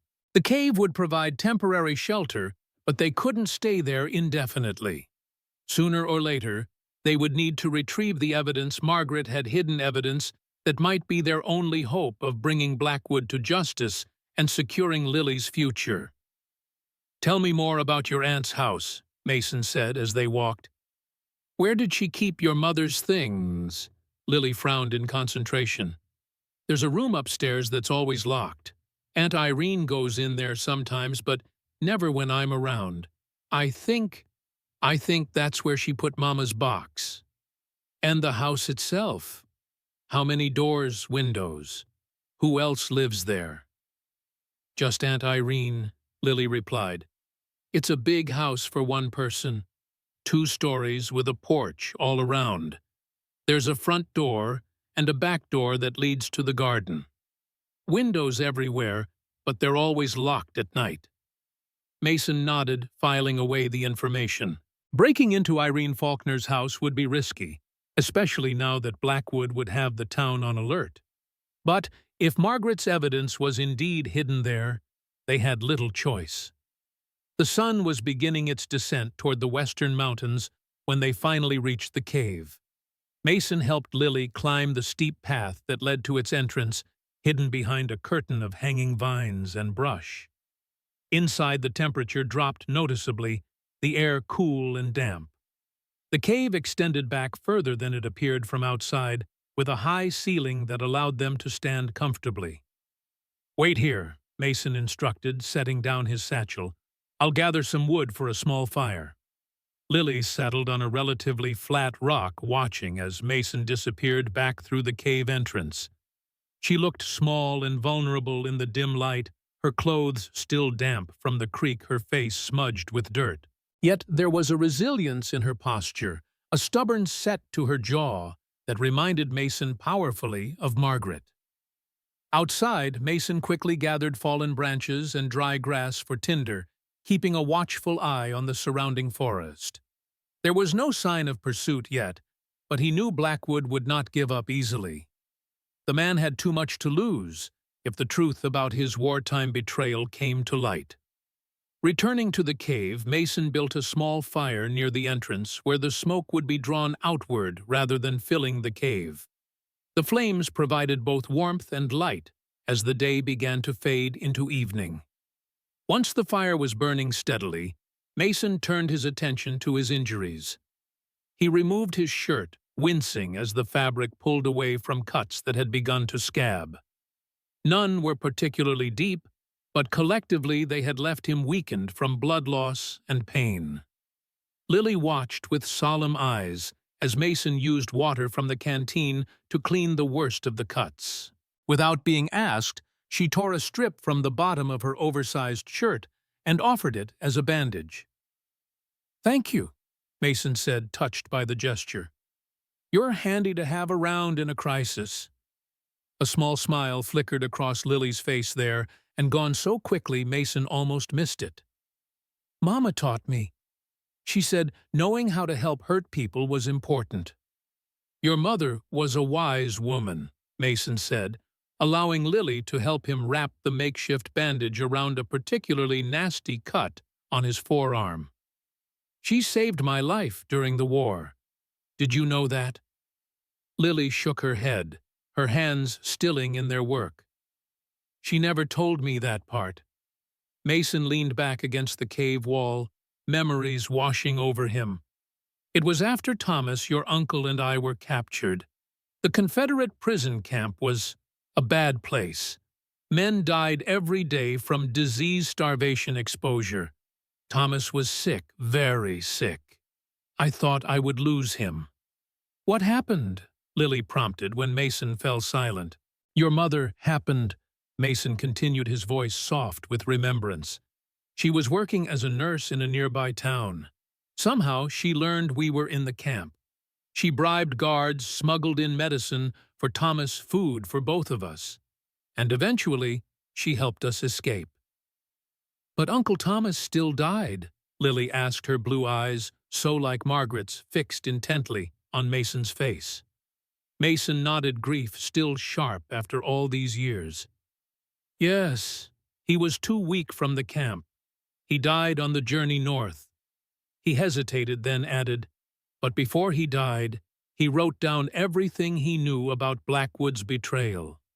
How Blackwood had sold information to the Confederates, information that led to the capture of our unit. How he'd arranged to be captured separately, given preferential treatment, while the rest of us suffered. And that's what Mama kept hidden, Lily asked, understanding a dawning in her expression. Uncle Thomas's proof. I believe so, Mason confirmed. Your mother was determined to see justice done, but Blackwood's influence was too great. When she realized he had essentially bought the town, she must have decided to hide the evidence until she could find a way to use it safely. But then she died, Lily said quietly, in the mine. Yes, Mason agreed, the anger he felt toward Blackwood burning cold and steady in his chest. In an accident that was far too convenient for certain parties. Lily fell silent, absorbing this information with the gravity of one much older. Finally, she asked, What do we do now? Mason sighed, running a hand through his hair. We rest tonight. Tomorrow we find a way into town to your aunt's house. We recover your mother's box and whatever evidence it contains, and then we find someone who can use that evidence to bring Blackwood to justice. The sheriff, Lily suggested. Mason shook his head. Wells may be having second thoughts about Blackwood, but he's not strong enough to stand against him directly. No, we need to reach the federal marshal in Helena. With enough evidence, he could bring charges that even Blackwood's money couldn't dismiss. As night fell fully, Mason spread his coat on the cave floor, creating a makeshift bed for Lily. The girl curled up on it without complaint, though Mason could see the exhaustion and fear she was trying to hide. Try to sleep, he encouraged, settling nearby with his back against the cave wall, his pistol within easy reach. I'll keep watch. Lily's eyes, luminous in the dying firelight, studied him with an intensity that seemed beyond her years. Will you tell me more about you and Mama? The request caught Mason off guard, a lump forming in his throat at the thought of sharing those precious, painful memories. But looking at Lily, this unexpected daughter who had Margaret's eyes and his stubborn chin, he knew she deserved to hear the story of the parents who had loved each other, however briefly, in the midst of war's chaos. We met in the spring of 1863. He began, his voice soft with remembrance. Your mother was tending wounded soldiers in a field hospital near Fredericksburg. As Mason spoke, weaving the tale of his brief, intense relationship with Margaret Hayes, Lily's eyes gradually grew heavy. By the time he described their painful parting, Mason ordered back to his unit, Margaret remaining to care for the wounded. She had drifted into sleep, her small face peaceful for the first time since he had found her. Mason watched over her through the night, his mind filled with memories of Margaret and plans for the dangerous day that lay ahead. Outside, the forest whispered with night sounds, the rustle of leaves, the occasional hoot of an owl, the distant yip of a coyote. Somewhere out there, Mason knew Blackwood was searching for them. The man had too much to lose to simply let them disappear. If Thomas's journal contained what Mason suspected it did, it could mean not just disgrace for Blackwood, but imprisonment, perhaps even hanging for the deaths his betrayal had caused. Mason checked his weapons, counted his remaining ammunition, and prepared himself for what was to come. Tomorrow would bring new dangers, new challenges. But for tonight, in this hidden cave, his daughter slept safely under his protection. It was, Mason reflected, as he kept his silent vigil, more than he had dared hope for just 2 days ago. Whatever came next, he would face it with the knowledge that he was no longer fighting just for the past, for justice, long delayed. Now he was fighting for a future, Lily's future. And that made all the difference. The first light of dawn filtered through the cave entrance, casting long shadows across the stone floor. Mason had dozed fitfully through the night, never fully surrendering to sleep, his senses attuned to any sound that might signal danger. Now, as the forest outside began to stir with morning activity, he carefully checked his weapons and supplies, preparing for the day ahead. Lily still slept curled on his coat, her small face peaceful in repose. Mason watched her for a moment, marveling again at the twist of fate that had brought his daughter to him after 8 years of unknowing. In her features, he could see both Margaret's delicate beauty and his own stubborn jaw, a perfect blending of two people who had loved briefly but intensely amid war's chaos. He hated to wake her, to drag her back into the danger that pursued them. But time was not on their side. By now, Blackwood would have men searching the hills, and their temporary sanctuary could not remain secure forever. "Lily," he called softly, touching her shoulder. "It's morning. We need to move." Her eyes opened immediately, without the confusion of a child gradually waking. Instead, she was instantly alert, a skill learned from a life where danger might come at any moment. The realization pained Mason, though he recognized its value in their current situation. "Are they coming?" she asked, sitting up and quickly folding his coat. "Not yet," Mason assured her, "but we can't stay here. We need to reach town before Blackwood's men cut off all approaches." They shared a small breakfast of jerky and water from the canteen, eating in silence, as Mason considered their options. The direct route to Whispering Pines would be watched, as would the main trails. Their best chance would be to approach from an unexpected direction, perhaps from the higher ridges to the east. "The climb will be hard," he warned Lily as they prepared to leave. "But it's our safest path. Can you manage it?" Lily nodded, her expression solemn but determined. "I'm stronger than I look."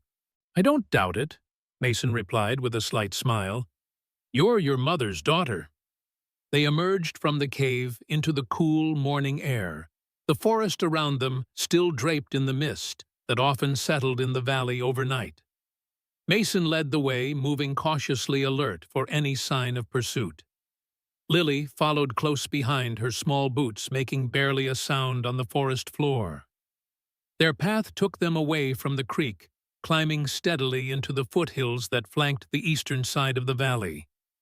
The going was rough, steep inclines, loose shale that shifted underfoot, thick undergrowth that snagged at clothing and scratched exposed skin. Mason kept a careful eye on Lily, ready to assist if she faltered, but she matched his pace with surprising stamina. By mid-morning, they had gained enough elevation to see across much of the valley. In the distance, a thin column of smoke still rose from the remains of Mason's cabin, a stark reminder of all they had lost. Closer, moving along the main trail that led from town to the ranch, several riders were visible, Blackwood's men still searching. "They're persistent," Mason murmured, more to himself than to Lily. "Mr. Blackwood is afraid." Lily observed her gaze following the distant riders. "Mama said fear makes men do terrible things." Mason glanced at her, struck again by the wisdom beyond her years. "Your mother was right about many things," he said. "Blackwood fears the truth we might uncover. That makes him dangerous."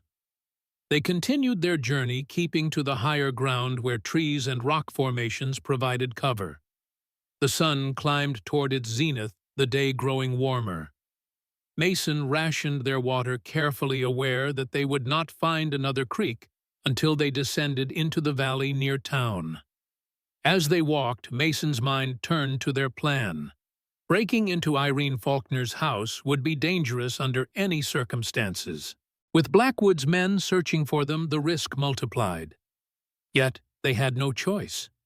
Without the evidence Margaret had hidden, they had no hope of bringing Blackwood to justice or securing Lily's future.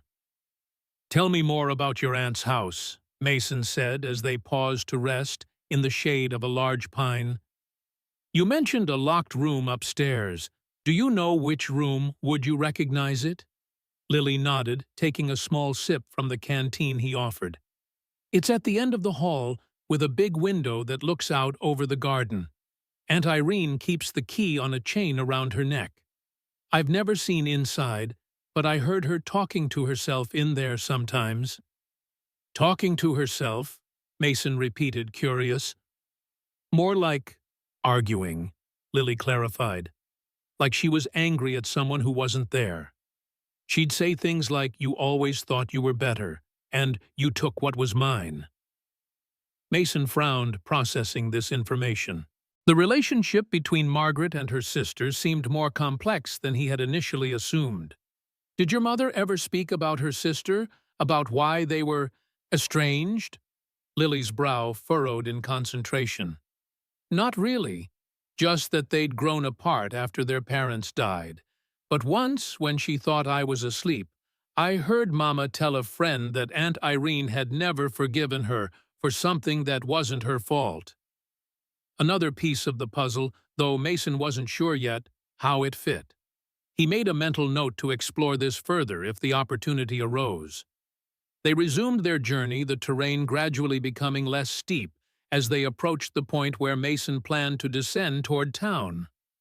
From their elevated position, Whispering Pines was visible in the distance, a collection of wooden buildings nestled in the valley smoke rising from chimneys, the white steeple of the church standing out against the darker structures surrounding it.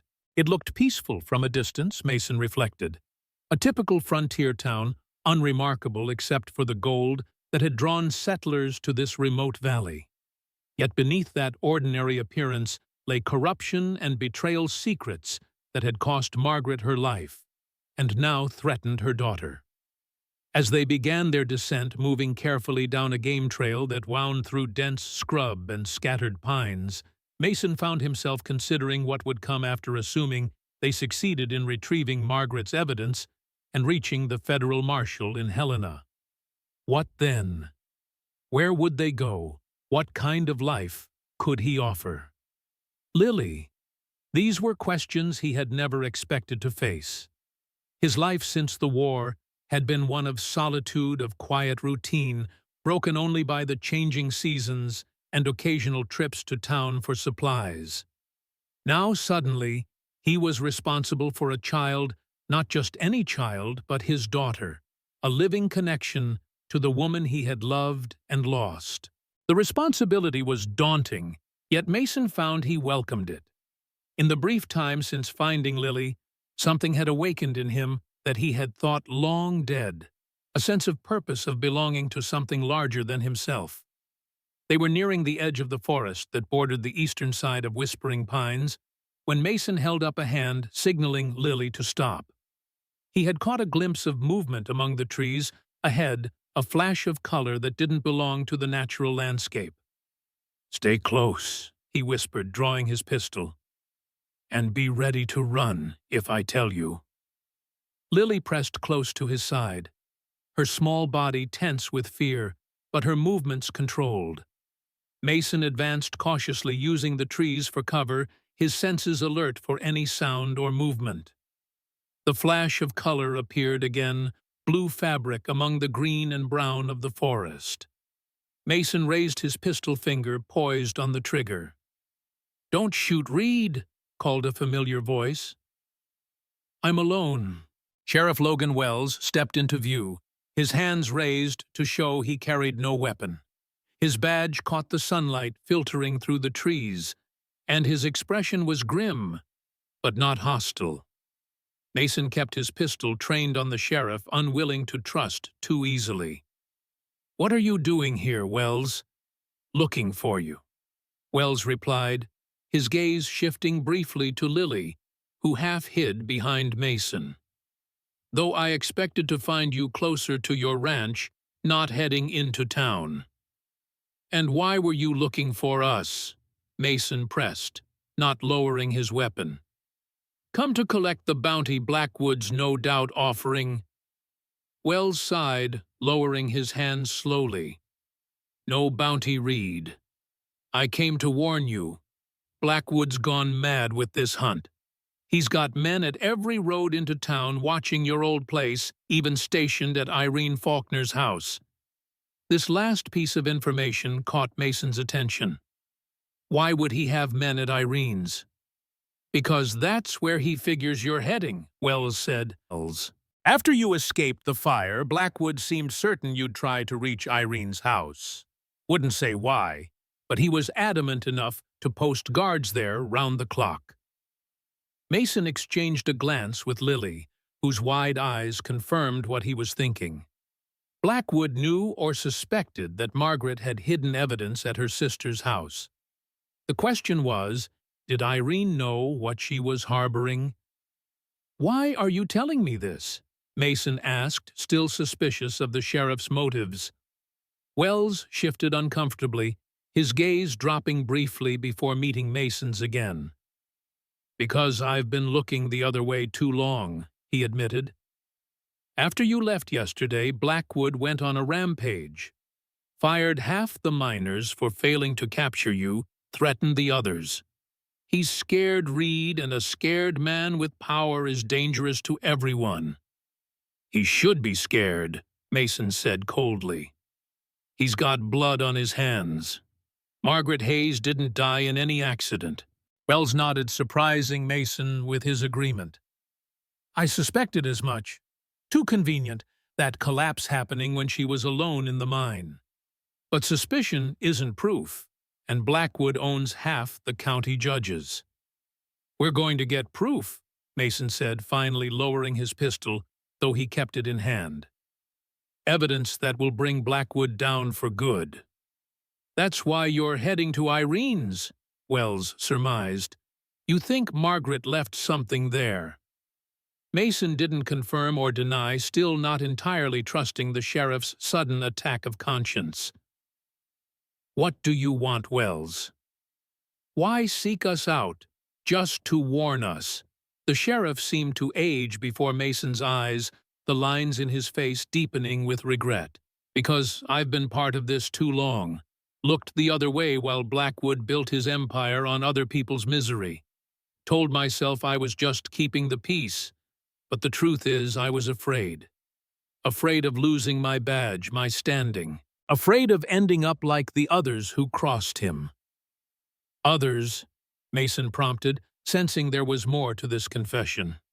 "Thomas Hayes wasn't the first man Blackwood betrayed," Wells said, his voice dropping. "During the war, sure, but even after. Men who knew too much, who threatened his position. They had a way of disappearing or dying in convenient accidents."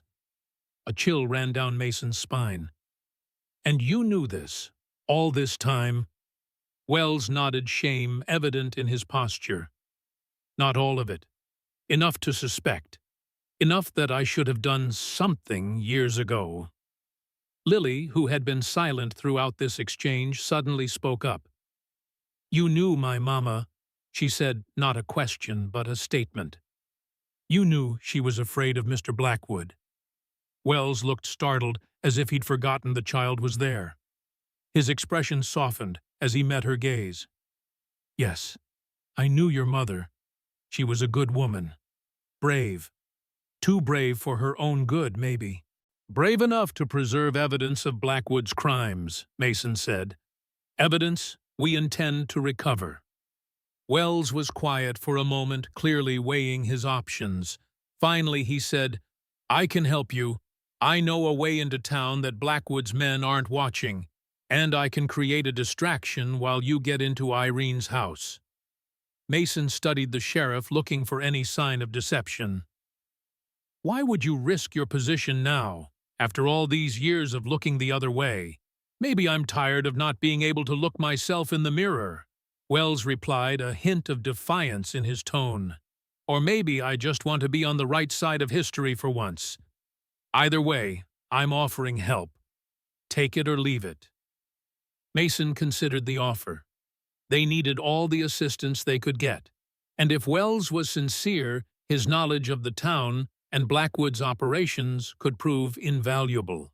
The risk, of course, was that this was an elaborate trap designed to deliver them directly into Blackwood's hands. But something in the sheriff's demeanor, a weariness, a resignation that spoke of a man who had finally reached his breaking point, convinced Mason to take the chance. "All right," he said finally. "We'll accept your help, but understand this, Wells. If you betray us, if this is some trick to hand Lily over to Blackwood, I'll make sure you don't live to regret it." Wells nodded, accepting the threat as his due. "Fair enough. Now we should move. There's a service road that runs behind the livery stable. It's rarely used, and I made sure none of Blackwood's men are stationed there." They set off, Wells leading the way, Mason keeping Lily close at his side. The sheriff moved with the confidence of a man who knew the land well, guiding them through dense undergrowth and along barely visible game trails. The sun was beginning its descent toward the western mountains by the time they reached the edge of town. The service road Wells had mentioned was little more than a rutted path overgrown with weeds and littered with discarded items from the nearby stable. It ran behind several buildings, offering cover from the main street, where Blackwood's men would likely be watching. "Irene's house is 3 blocks that way," Wells said, pointing. "The back garden has a high fence, but there's a gate that's rarely locked. The problem will be the men Blackwood has posted. 2 on the front porch, at least 1 circling the property." "And your distraction," Mason prompted. Wells smiled grimly. "I'm going to arrest Ezra Blackwood." Mason stared at him, sure he had misheard. "You're going to what?" "Arrest him," Wells repeated. "Publicly on the main street where everyone can see. It won't stick. He has too many friends in high places, but it will create one hell of a commotion. Every man Blackwood has in town will come running, including those watching Irene's house." "On what charge?" Mason asked, incredulous at the sheriff's audacity. "Conspiracy to commit murder," Wells said flatly. "Margaret Hayes's murder. I don't have proof that will stand up in court, but I don't need it for an arrest. Just reasonable suspicion." Mason shook his head, both impressed and concerned by the boldness of the plan. "They'll strip you of your badge for this. Maybe worse." Wells shrugged. "Probably. But maybe it's time I earned the right to wear it again." The plan was set. Wells would create his distraction in 20 minutes, giving Mason and Lily time to work their way close to Irene's house undetected. Once Blackwood's men abandoned their posts to respond to the commotion, Mason and Lily would enter through the garden gate, find the locked room, and recover Margaret's evidence. "What about Irene herself?" Mason asked as they prepared to separate. "Will she be home?"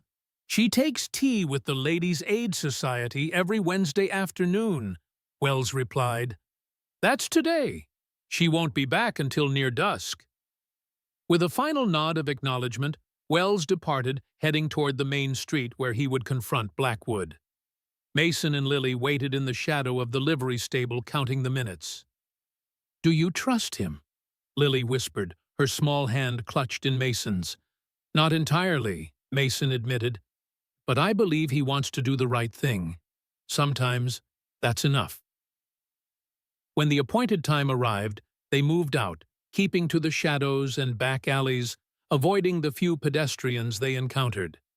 In the distance they heard a commotion, beginning raised voices, then a shout that could only be Wells making his move. They reached the high fence that surrounded Irene Faulkner's garden just as the guard who had been patrolling the property hurried away toward the main street, drawn by the increasing uproar. The gate, as Wells had predicted, was unlocked.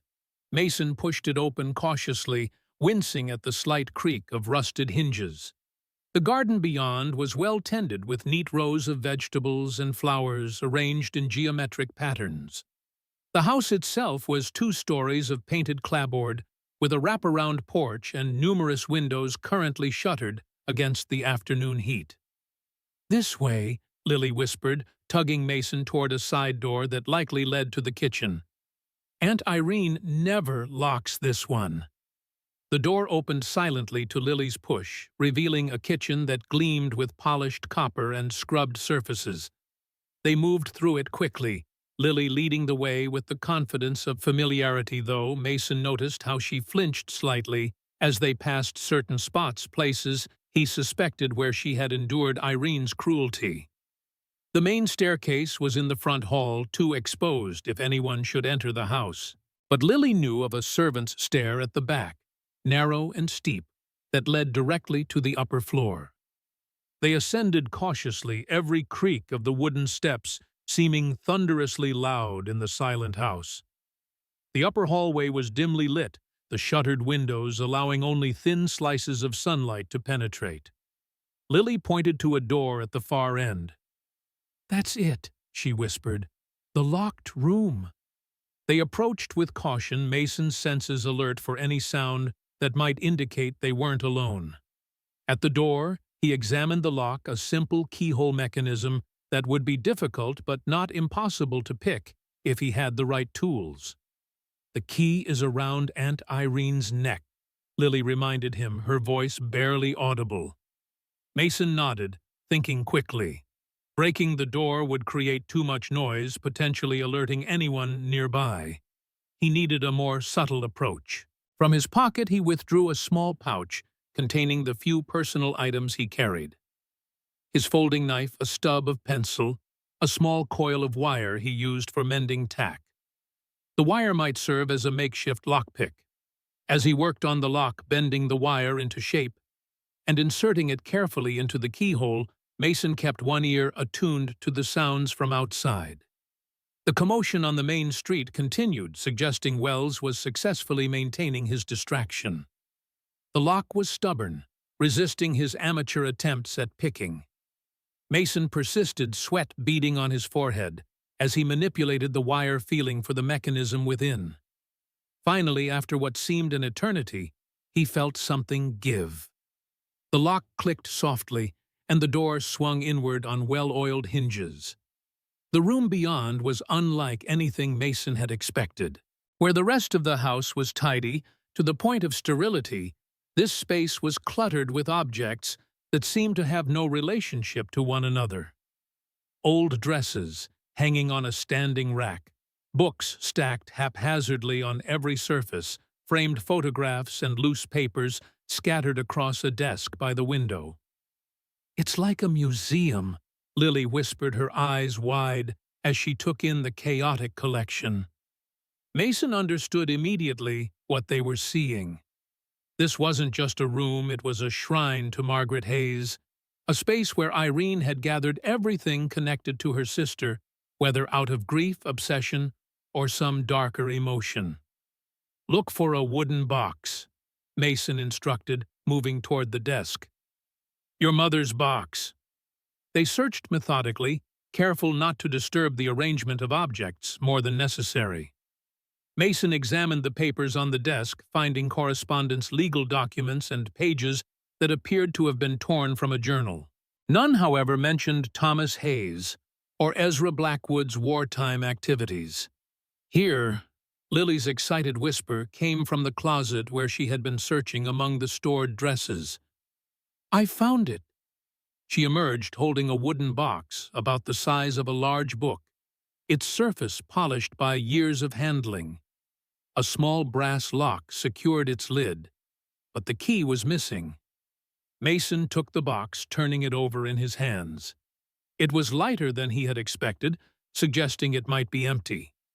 His heart sank at the possibility that they had come all this way for nothing, that Blackwood or Irene had already discovered and destroyed the evidence.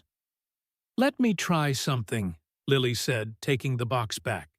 She examined it carefully, her small fingers tracing the wood grain, pressing experimentally at various points. Suddenly, there was a soft click, and a hidden compartment in the bottom of the box slid open. "Mama showed me," Lily explained, her eyes bright with triumph. "She said some things are too important to lock with keys that can be stolen." Inside the hidden compartment lay a small leather-bound journal, its pages yellowed with age, the binding worn from repeated handling. Mason recognized it immediately. Thomas Hayes's journal, the one he had kept throughout their imprisonment, the one that documented Blackwood's betrayal in Thomas's own handwriting.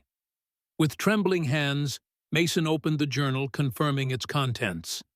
There it was, detailed accounts of how Blackwood had sold information to Confederate agents, how he had arranged to be captured separately and given preferential treatment while his men suffered and died. Thomas had recorded names, dates, amounts, paid everything needed to prove Blackwood's treachery. But there was more. Tucked into the back of the journal were several folded documents, letters between Blackwood and Confederate officers, acknowledging receipt of information and confirming payment. And most damning of all, a signed confession from one of the Confederate guards who had been party to the arrangement, written after the war, when the man was dying and seeking to clear his conscience. It was everything they needed, irrefutable proof of Blackwood's wartime betrayal, evidence that would strip him of his position, his fortune, perhaps even his freedom. "We've got it," Mason breathed carefully, returning the documents to the journal. "This is what your mother died to protect." Lily nodded solemnly, understanding the significance of their discovery. "What now?" she asked. "Now we get out of here," Mason replied, securing the journal inside his shirt. "We find Wells, if he's still free, and make for Helena and the federal marshal." They had just reached the door when a sound from downstairs froze them in place, the front door opening, followed by voices. One was male, deep and authoritative. The other was female, with the precise, clipped tones Mason recognized from his brief encounter with Irene Faulkner. "She's back early," Lily whispered, her face pale with fear. Mason put a finger to his lips, signaling for silence. They listened intently as the voices moved through the house below. "Certain they'll come here," Irene was saying, her tone skeptical. "It's where the evidence is," replied the male voice. Blackwood, Mason realized with a chill. "Margaret would have hidden it somewhere you would have access to but wouldn't recognize. The girl will lead Reed right to it." "And then," Irene's voice was cold, calculating. "Then we finish what should have been finished at the cabin," Blackwood answered. "No witnesses, no evidence. Just an unfortunate accident befalling a man who kidnapped a child." Mason's blood ran cold. Blackwood had anticipated their move, perhaps even manipulated Wells into suggesting it. The commotion on the main street, the arrest, it could all have been an elaborate setup to draw them into a trap. "We need to go," he whispered to Lily. "No." But the servant's stare was no longer an option. From the sound of footsteps, Blackwood and Irene were heading in that direction. The main staircase would leave them exposed in the front hall. They were effectively trapped on the upper floor. Mason thought quickly, assessing their options. The window in the locked room overlooked the garden. It was a long drop to the ground, too far for Lily to jump safely, but perhaps they could fashion a rope from the dresses in the closet. He led Lily back into the room, closing the door quietly behind them. Working swiftly, he selected several sturdy dresses from the rack and began tearing them into strips, knotting the fabric together to create a makeshift rope. "They're coming upstairs," Lily whispered, her ear pressed to the door. "I can hear them on the steps." Mason worked faster, his hands flying as he secured the last knots in their escape route. He moved to the window, pushing it open as quietly as possible. The garden lay below, empty for the moment, but he knew Blackwood likely had men stationed nearby. "You'll go first," he told Lily, tying one end of the fabric rope securely to the heavy desk. "Climb down carefully. Once you reach the ground, run for the garden gate. I'll be right behind you." Lily nodded, her expression resolute, despite the fear in her eyes. Mason helped her out the window, holding the rope steady as she began her descent, her small hands gripping the fabric tightly. He watched anxiously as she climbed down, her progress steady but agonizingly slow. From the hallway came the sound of approaching footsteps, then a sharp exclamation as someone noticed the unlocked door. "They're in there!" Irene's voice called. Mason had no more time. Lily had reached the ground and was running for the garden gate. He swung himself out the window just as the door burst open behind him, Blackwood's enraged face appearing in the opening. "Reed!" Blackwood shouted, lunging forward. Mason released his grip on the windowsill, sliding down the fabric rope faster than was safe, the rough material burning his palms. He hit the ground hard, stumbling, but managing to keep his feet. Above, Blackwood was already leaning out the window, a pistol in hand. The first shot went wide, kicking up dirt near Mason's feet. He ran, zigzagging, to present a more difficult target, making for the garden gate where Lily waited, her face pale with fear. The second shot came closer, the bullet whistling past his ear. Mason reached Lily, pushing her through the gate ahead of him. They emerged into the alley beyond, just as Blackwood fired again, the bullet splintering the wooden fence beside them. "Run!" Mason urged, keeping Lily ahead of him as they fled down the alley. They had the journal and documents, but their position was precarious. Blackwood would soon have every available man searching for them, and the town offered limited places to hide. They needed to reach the safety of the hills where they could lose themselves in the wilderness until they found a way to Helena. As they ran, Mason heard shouts behind them, Blackwood rallying his men, organizing the hunt. The distraction on the main street had evidently ended, likely with Wells being overpowered or worse. They were on their own now, hunted through streets that had suddenly become hostile territory. They ducked into a narrow space between two buildings as a group of miners ran past, responding to Blackwood's call. Mason held Lily close, feeling her rapid heartbeat against his side. "We need to reach the livery stable," he whispered once the men had passed. "If we can get horses, we can outrun them."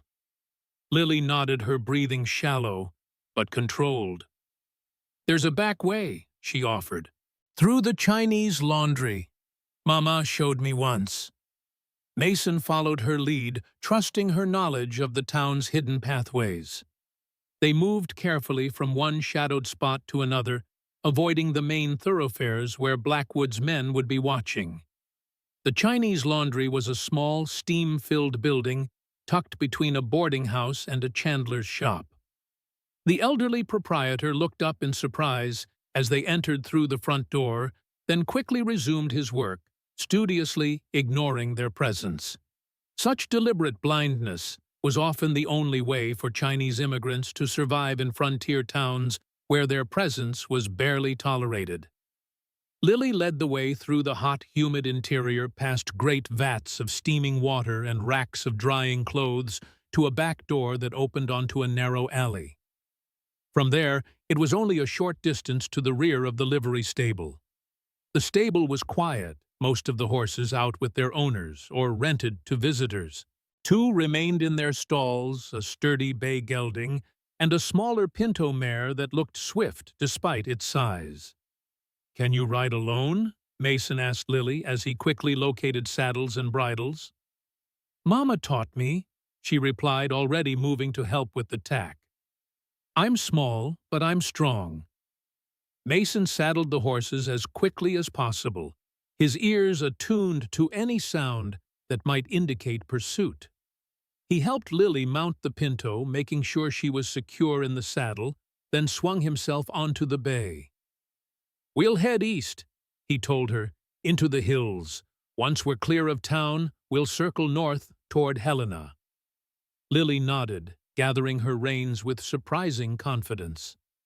For a moment, despite the danger, Mason felt a surge of pride in this child who was proving as resilient and resourceful as her mother had been. They were about to leave through the stable's back door when a figure appeared in the opening, blocking their path. Sheriff Wells stood there, his uniform disheveled, a bruise darkening on his cheek, but his expression determined. "Wells?" Mason acknowledged cautiously, uncertain whether the sheriff was friend or foe after the trap at Irene's house. "You got what you came for?" Wells asked, his gaze flicking to the slight bulge in Mason's shirt where the journal was hidden. Mason nodded. "Thomas's journal. Everything we need to bring Blackwood down." Relief flashed across Wells's face. "Good. Now, get moving. Blackwood's men caught me before I could create much of a distraction. They're searching the town block by block." "You're letting us go?" Mason asked, still suspicious. Wells stepped aside, clearing the path. "I'm doing what I should have done years ago, standing up to Blackwood, regardless of the cost." "Come with us," Mason offered, surprised to find he meant it. "To Helena. Testify about what you know." Wells shook his head. "My place is here. I can slow them down, give you a better head start." His gaze shifted to Lily, softening. "You take care of your father, young lady. He's a good man." Lily nodded solemnly. "I will, Sheriff." With a final nod of acknowledgement to Wells, Mason led the way out of the stable and into the open country beyond. They kept to a steady trot, at first not wanting to tire the horses too quickly. But as the sound of pursuit grew behind them, shouts, the thunder of hooves, they urged their mounts to greater speed. The eastern hills rose before them, offering the promise of cover among the trees and rocky outcroppings. If they could reach the higher ground, they stood a chance of losing their pursuers in the wilderness beyond. The horses responded gallantly to the challenge, stretching into a ground-eating gallop that put distance between them and the town. Mason kept a close eye on Lily, ready to assist if she struggled, but she rode with surprising skill, staying low over the pinto's neck, moving in perfect rhythm with the animal's stride. They had nearly reached the first line of trees when shots rang out behind them, Blackwood's men firing from too great a distance to be accurate, but close enough to be a threat. Mason urged the bay to greater speed, Lily's pinto matching pace beside him. Then suddenly, Lily's horse stumbled. The pinto recovered quickly, but the momentary break in stride was enough to throw Lily forward. She clung to the mare's neck, struggling to regain her balance, her small face tight with concentration. Mason maneuvered closer, ready to reach out and steady her if necessary. "Hold tight," he called. "We're almost there." Lily nodded, her jaw set with determination. She straightened in the saddle, regaining control, her hands steady on the reins.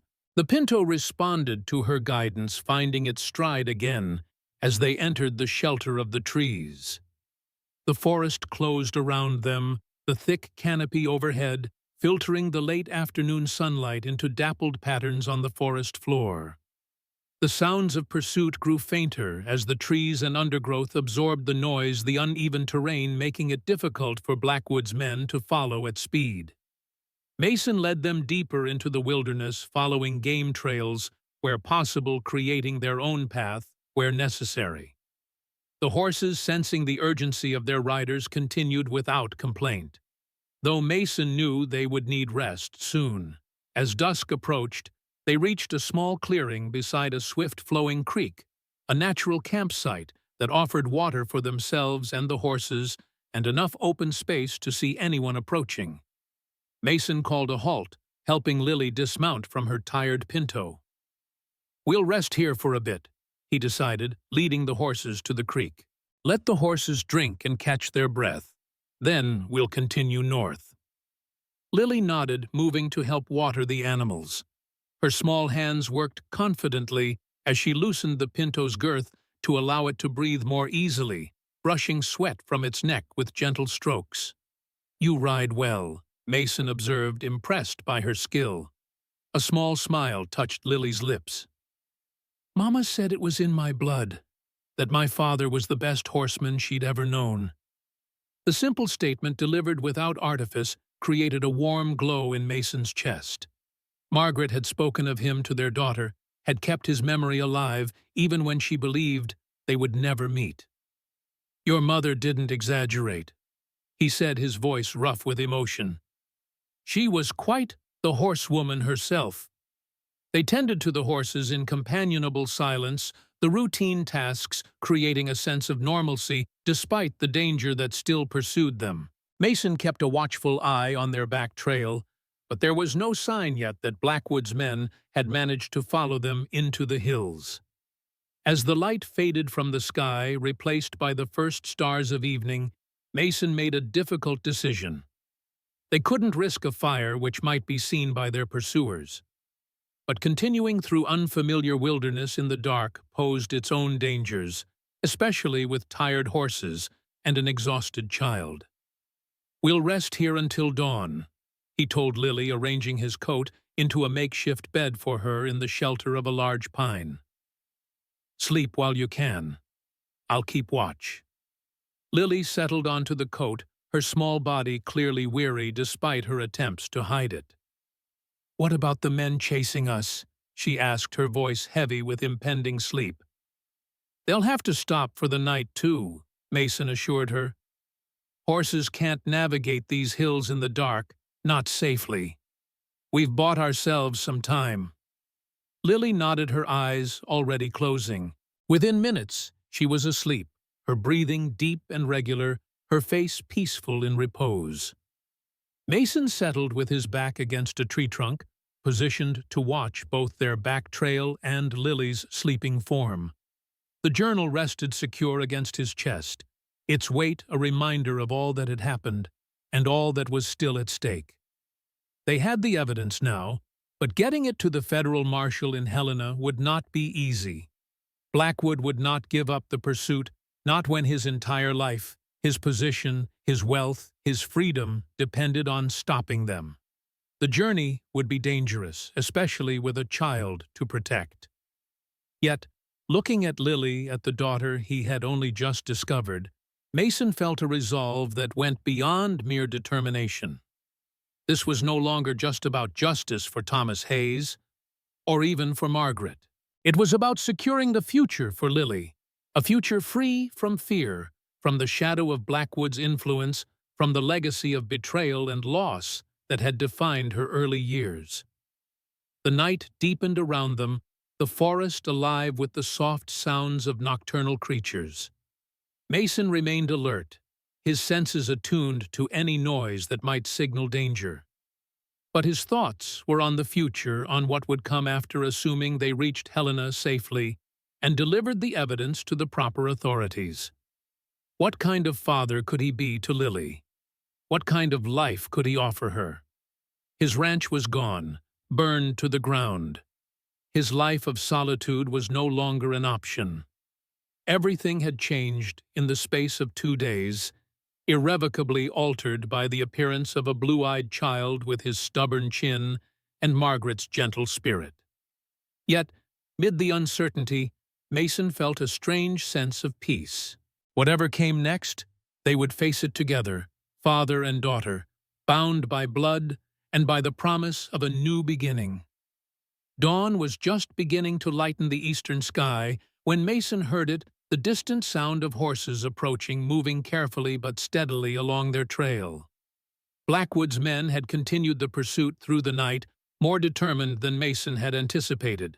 He woke Lily with a gentle touch, his finger to his lips, signaling the need for silence.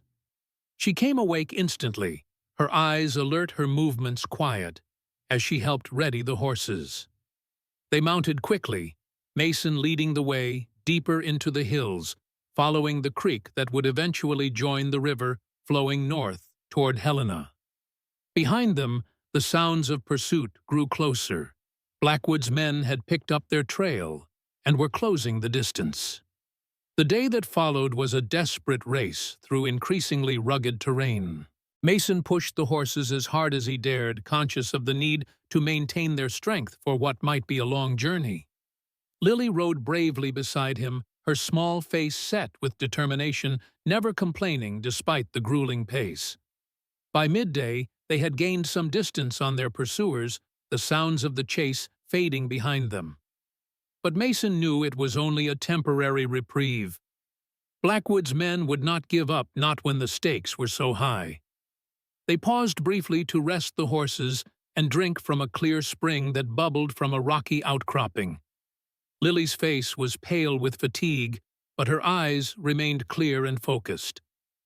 "How much further to Helena?" she asked, sipping water from her cupped hands. 3 days' ride at least," Mason replied honestly.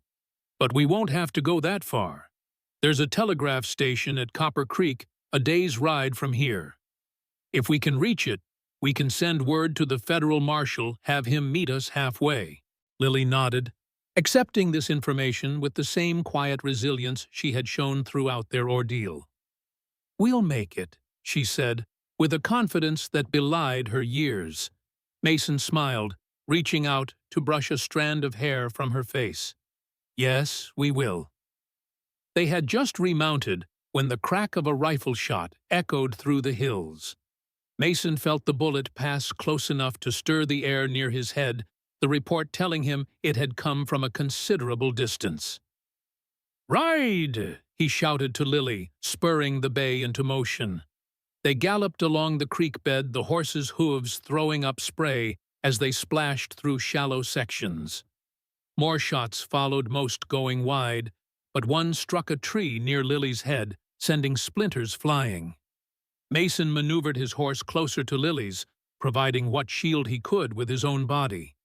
Ahead, the creek curved around a large rock formation that would provide temporary cover. If they could reach it, they might gain enough time to lose their pursuers in the dense forest beyond. They were within yards of the sheltering rocks when disaster struck. Lily's pinto, perhaps stepping into a hidden hole or simply stumbling from fatigue, went down hard. The small mare crumpled, throwing Lily clear, but falling awkwardly, a shrill whinny of pain cutting through the air. Mason reined the bay to a sharp halt, leaping from the saddle even before the horse had fully stopped. Lily lay motionless on the ground, the breath knocked from her body by the fall. The pinto struggled to rise, but its front leg was clearly broken, the bone visible through the skin. In one swift motion, Mason drew his pistol and ended the pinto's suffering with a clean shot. Then he was at Lily's side, heart pounding with fear, as he gently turned her over. "Lily, Lily, can you hear me?" Her eyes fluttered open, confusion giving way to recognition. "The horse," she asked, her voice barely a whisper. "Don't worry about that now," Mason said quickly, checking her for injuries. Beyond scrapes and bruises, she seemed largely unharmed, though the shock of the fall had left her dazed. Behind them, the sounds of pursuit grew louder. Blackwood's men had heard the shot and were closing in, sensing their quarry's vulnerability. Mason helped Lily to her feet, supporting her as she swayed slightly. "Can you ride?" he asked, gesturing to the bay which stood nearby, nostrils flaring with the scent of blood, but otherwise steady. Lily nodded, grimacing, as she tested her weight on a scraped knee. "I can ride." Mason lifted her onto the bay's back, then mounted behind her, cradling her small body against his chest. The bay snorted at the double burden, but moved forward willingly when Mason pressed his heels to its sides. They continued at a slower pace, the bay laboring under their combined weight. Mason knew they could no longer outrun their pursuers. Their only hope now was to find a defensive position, somewhere they could make a stand, until help arrived, or night fell. The rock formation ahead offered possibilities. Mason guided the bay toward it, scanning the terrain for a spot that would provide both cover and a clear line of sight to anyone approaching. He found it on the far side of the formation, a natural alcove in the rock, sheltered on 3 sides, with the creek running directly in front. From this position, They could see anyone approaching from the direction of their pursuers, and the creek would force riders to slow, making them easier targets. Mason dismounted, helping Lily down and leading her to the sheltered spot. The bay he left ground-tied nearby, ready for a quick escape if opportunity presented itself. "Stay low," he instructed Lily, positioning her in the deepest part of the alcove. "No matter what happens, don't show yourself until I tell you it's safe." Lily's eyes were wide with fear, but she nodded her trust in him, evident despite the danger. "What are you going to do?" Mason checked his rifle and pistol, counting his remaining ammunition. Not enough for a prolonged engagement, but perhaps sufficient to hold off their pursuers until darkness fell. "I'm going to make sure that journal reaches the federal marshal," he said, patting the bulge in his shirt where Thomas's journal rested. "One way or another."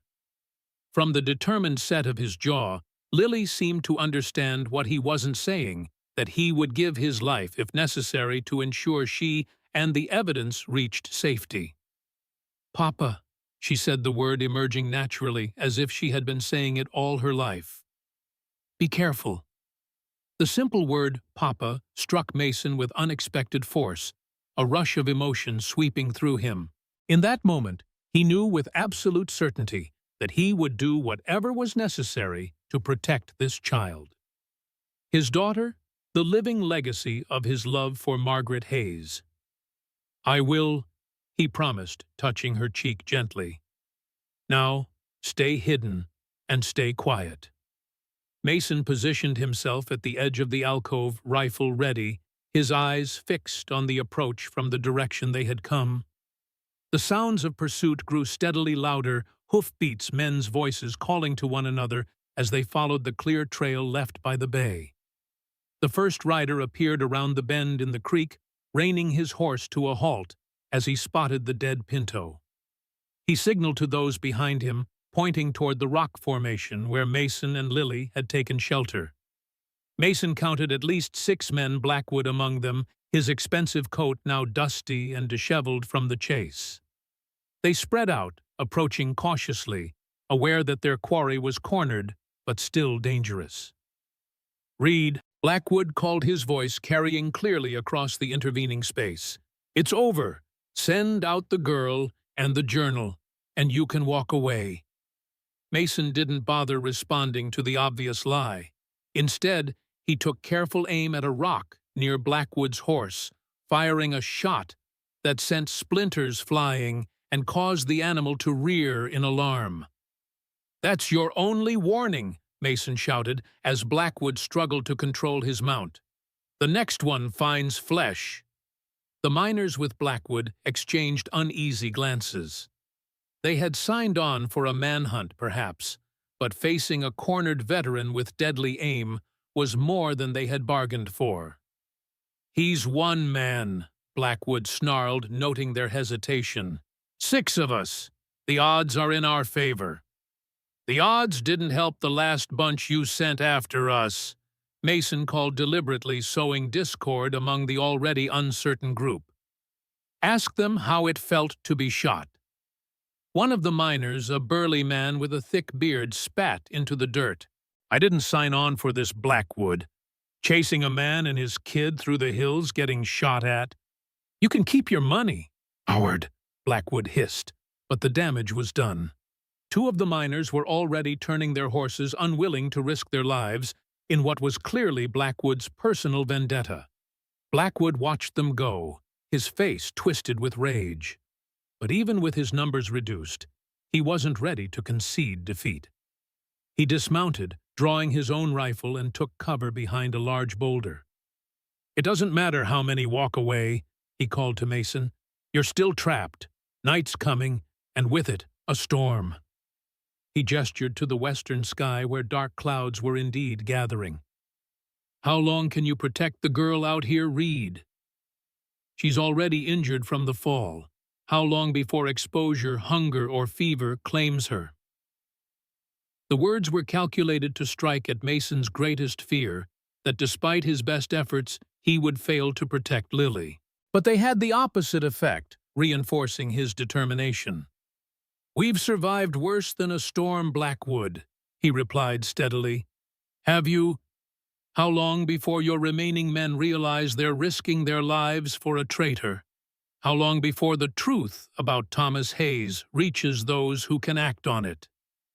A shot rang out from behind Blackwood's boulder, the bullet striking the rock face near Mason's position, showering him with stone fragments.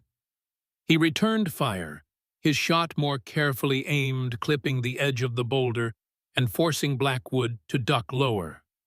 The exchange of fire continued sporadically as the afternoon waned, neither side gaining a clear advantage. Mason was careful with his ammunition, making each shot count, while Blackwood's men fired more freely, perhaps hoping to wear down their opponent through sheer volume of lead. As predicted, the storm began to roll in as evening approached the western sky, darkening ominously.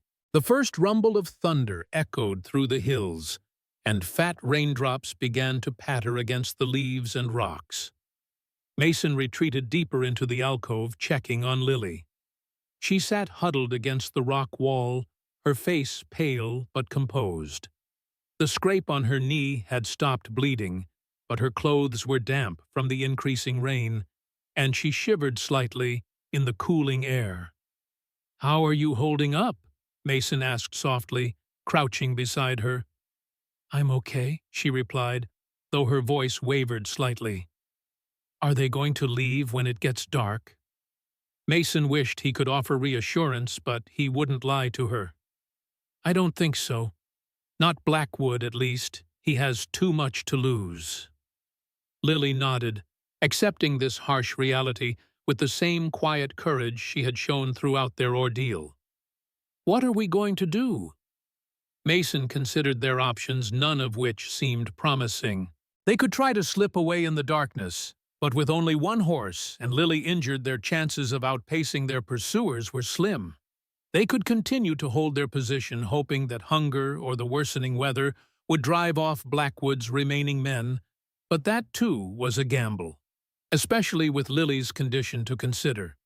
Or they could try something unexpected, something that might create an opportunity for at least one of them to escape with the journal.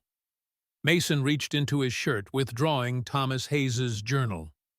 The leather binding was worn, but still sturdy, the pages within containing the truth that could bring down Ezra Blackwood and provide justice for Thomas, for Margaret, and for all those who had suffered from Blackwood's betrayal. "Lily," Mason said, his voice low and serious, "I need you to listen carefully. What I'm about to ask of you is difficult, but it may be our only chance." He explained his plan, a desperate gambit that would separate them temporarily, but might allow Lily to escape with the journal, while Mason created a diversion to draw off their pursuers. "I don't want to leave you," Lily protested, her eyes filling with tears for the first time since their ordeal began. "It won't be for long," Mason assured her, though he knew it was a promise he might not be able to keep. "Follow the creek north, just like we discussed. It will lead you to Copper Creek and the telegraph station. Ask for the operator, Mr. Chen. Tell him you need to reach Federal Marshal James Parker in Helena. Give him the journal and tell him everything that's happened." "What about you?" Lily asked, her small hand clutching his. "How will you find me?" Mason squeezed her hand gently. "I'll come for you as soon as I can. If I'm delayed, Marshal Parker will make sure you're safe until I arrive." The doubt in Lily's eyes told him she wasn't convinced that she understood the risk he was taking. But she was also her mother's daughter, practical and brave when it mattered most. "All right," she agreed finally. "But you have to promise to try your hardest to come back. Promise me." "I promise," Mason said, the words carrying the weight of a sacred vow. "Nothing will keep me from finding you again." As the storm intensified, rain falling in sheets that limited visibility and the thunder providing cover for any movement, Mason helped Lily secure the journal inside her shirt, wrapping it carefully to protect it from the weather. "Wait for my signal," he instructed, checking the bay's saddle one last time. "When you hear me firing rapidly, that's when you go. Don't look back, don't stop for anything. Just ride north along the creek as fast as the bay can carry you." Lily nodded, her small face solemn in the gathering darkness. Without warning, she threw her arms around Mason's neck, hugging him fiercely. "I love you, Papa," she whispered against his ear, the words simple but profound. Mason's throat tightened with emotion. "I love you too, Lily," he replied, holding her close for what might be the last time. Now and always. The moment stretched between them, a fragile bubble of connection amid the chaos of their circumstances. Then Mason gently disengaged, helping Lily mount the bay, making sure she was secure in the saddle. "Remember," he said, "wait for my signal, then ride like the wind." With one final touch to her hand, Mason moved away from the alcove, circling wide to approach Blackwood's position from an unexpected direction. The rain had turned the ground to mud, making his progress slower than he would have liked, but also masking any sounds he might make. Through the curtain of rain, Mason could make out the glow of a small fire, where Blackwood and his remaining men had established their camp. They had clearly settled in for a siege, confident that their quarry was trapped and would eventually be forced to surrender. Mason moved closer, his rifle ready. He needed to create enough of a distraction to draw all of Blackwood's men away from the creek, giving Lily a clear path to escape. It was a desperate plan with little chance of success for himself, but if it meant Lily and the journal reached safety, it would be worth any cost. When he was in position, Mason took a deep breath, steadying himself for what was to come. Then he fired 3 shots in rapid succession, aiming at the fire and the figures huddled around it. Chaos erupted in the camp. Men shouted in alarm, scrambling for weapons. Blackwood's voice rose above the din, issuing orders directing his men toward the source of the attack. Mason fired again, then changed position, quickly moving through the darkness to fire from another angle, creating the impression of multiple attackers. He heard Blackwood calling for his men to spread out to flank the unseen assailants. From the corner of his eye, Mason saw movement near the creek. Lily, on the bay, riding hard northward, her small figure quickly swallowed by the darkness and rain. Relief surged through him. She was away, carrying the journal and the hope for justice with her. Now he needed only to keep Blackwood and his men occupied long enough for her to gain sufficient distance. Mason continued his hit-and-run tactics, firing from different positions, drawing Blackwood's men further from the creek and deeper into the surrounding forest. His ammunition was running low, but he had achieved his primary goal. Lily was safely away, and their pursuers were thoroughly confused. He was preparing to make his own escape when a voice spoke from directly behind him. "That was quite a performance, Reed." Mason froze, then turned slowly to find himself facing Ezra Blackwood, a pistol leveled steadily at his chest.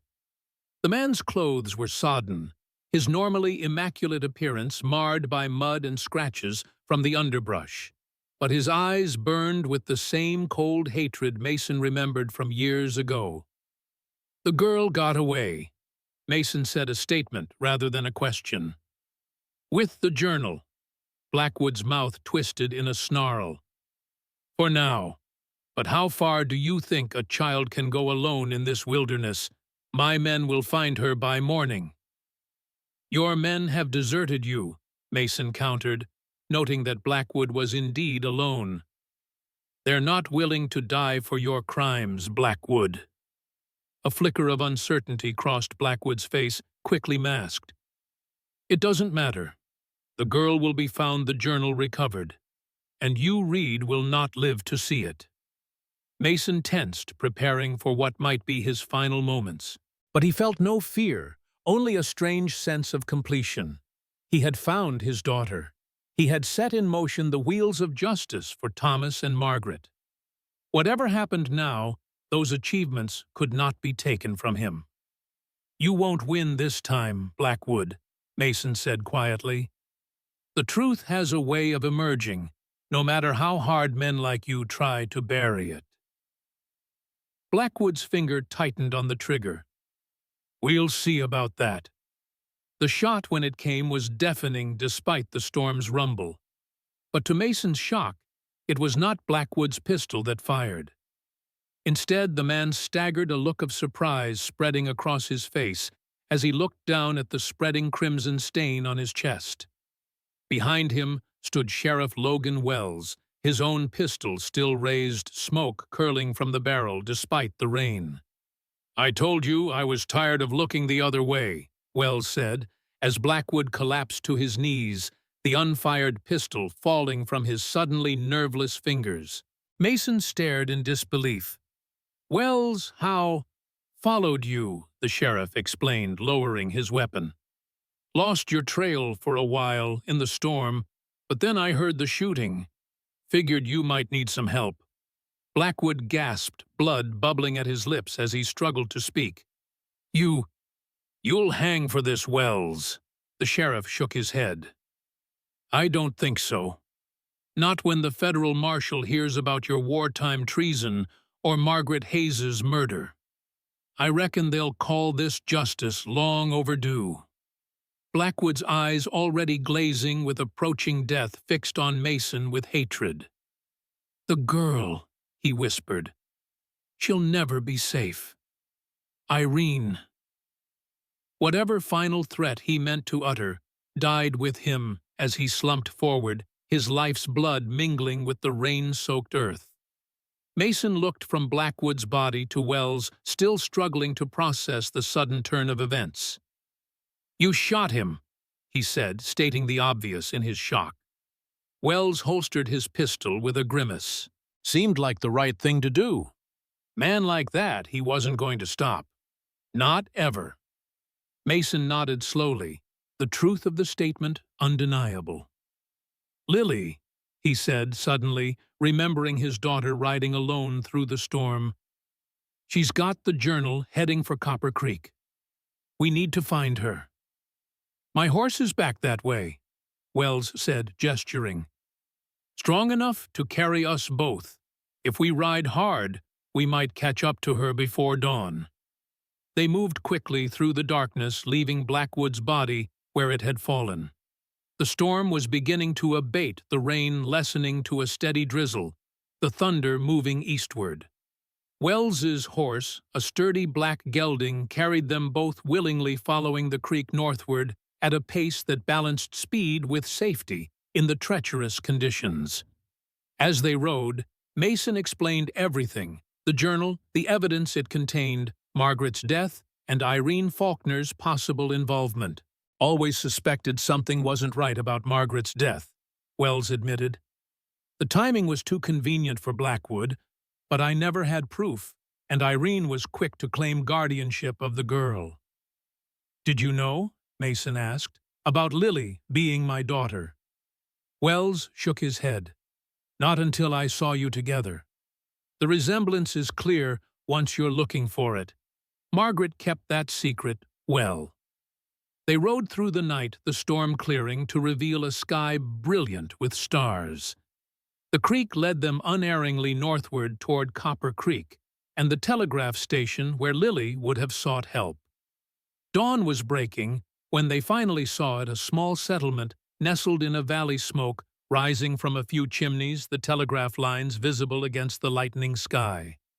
And there, near the station itself, a familiar bay horse stood being tended by a slender Chinese man, while a small figure sat on the station's porch, wrapped in a blanket. "Lily?" Mason breathed relief washing through him. She looked up at the sound of approaching hooves, her tired face lighting with joy as she recognized the riders. "Papa!" she cried, dropping the blanket and running toward them despite her fatigue and injuries.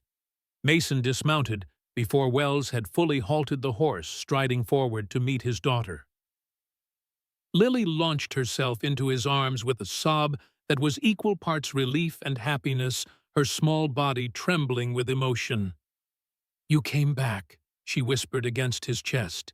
"You promised, and you came back." "Always," Mason replied, holding her close, the word both acknowledgement and vow. "Always." Over Lily's head, Mason saw the telegraph operator watching them with a satisfied smile. "The journal?" he asked Lily. "Safe," she assured him. "Mr. Chen sent the message to Marshal Parker. He's coming from Helena, should be here by tomorrow." The future stretched before them, still uncertain in many ways, but fundamentally changed from the solitary existence Mason had known before. There would be a formal investigation, testimonies to give, decisions to make about where they would live and how they would rebuild their lives. But in this moment, holding his daughter in his arms under the brightening sky, Mason Reed knew that whatever challenges lay ahead, they would face them together. The echoes of the past, the betrayals, the losses, the grief would always be part of their story, but they would no longer define it. "What happens now?" Lily asked, looking up at him with Margaret's blue eyes. Mason smiled, brushing a strand of hair from her face. "Now we go home." "But the cabin is gone," Lily pointed out, practical as always. "Home isn't a place, Lily," Mason told her softly. "It's the people you love. And for us, home is wherever we're together." As the sun rose fully over the eastern mountains, bathing the valley in golden light, father and daughter walked hand in hand toward the telegraph station, toward the promise of justice long delayed, and toward the future they would build together. Behind them, Sheriff Wells watched with a sense of completion of wrongs finally set right. The truth about Ezra Blackwood would soon be known to all. Margaret Hayes would have the justice she deserved, and a father and daughter separated by war and circumstance had found their way back to each other.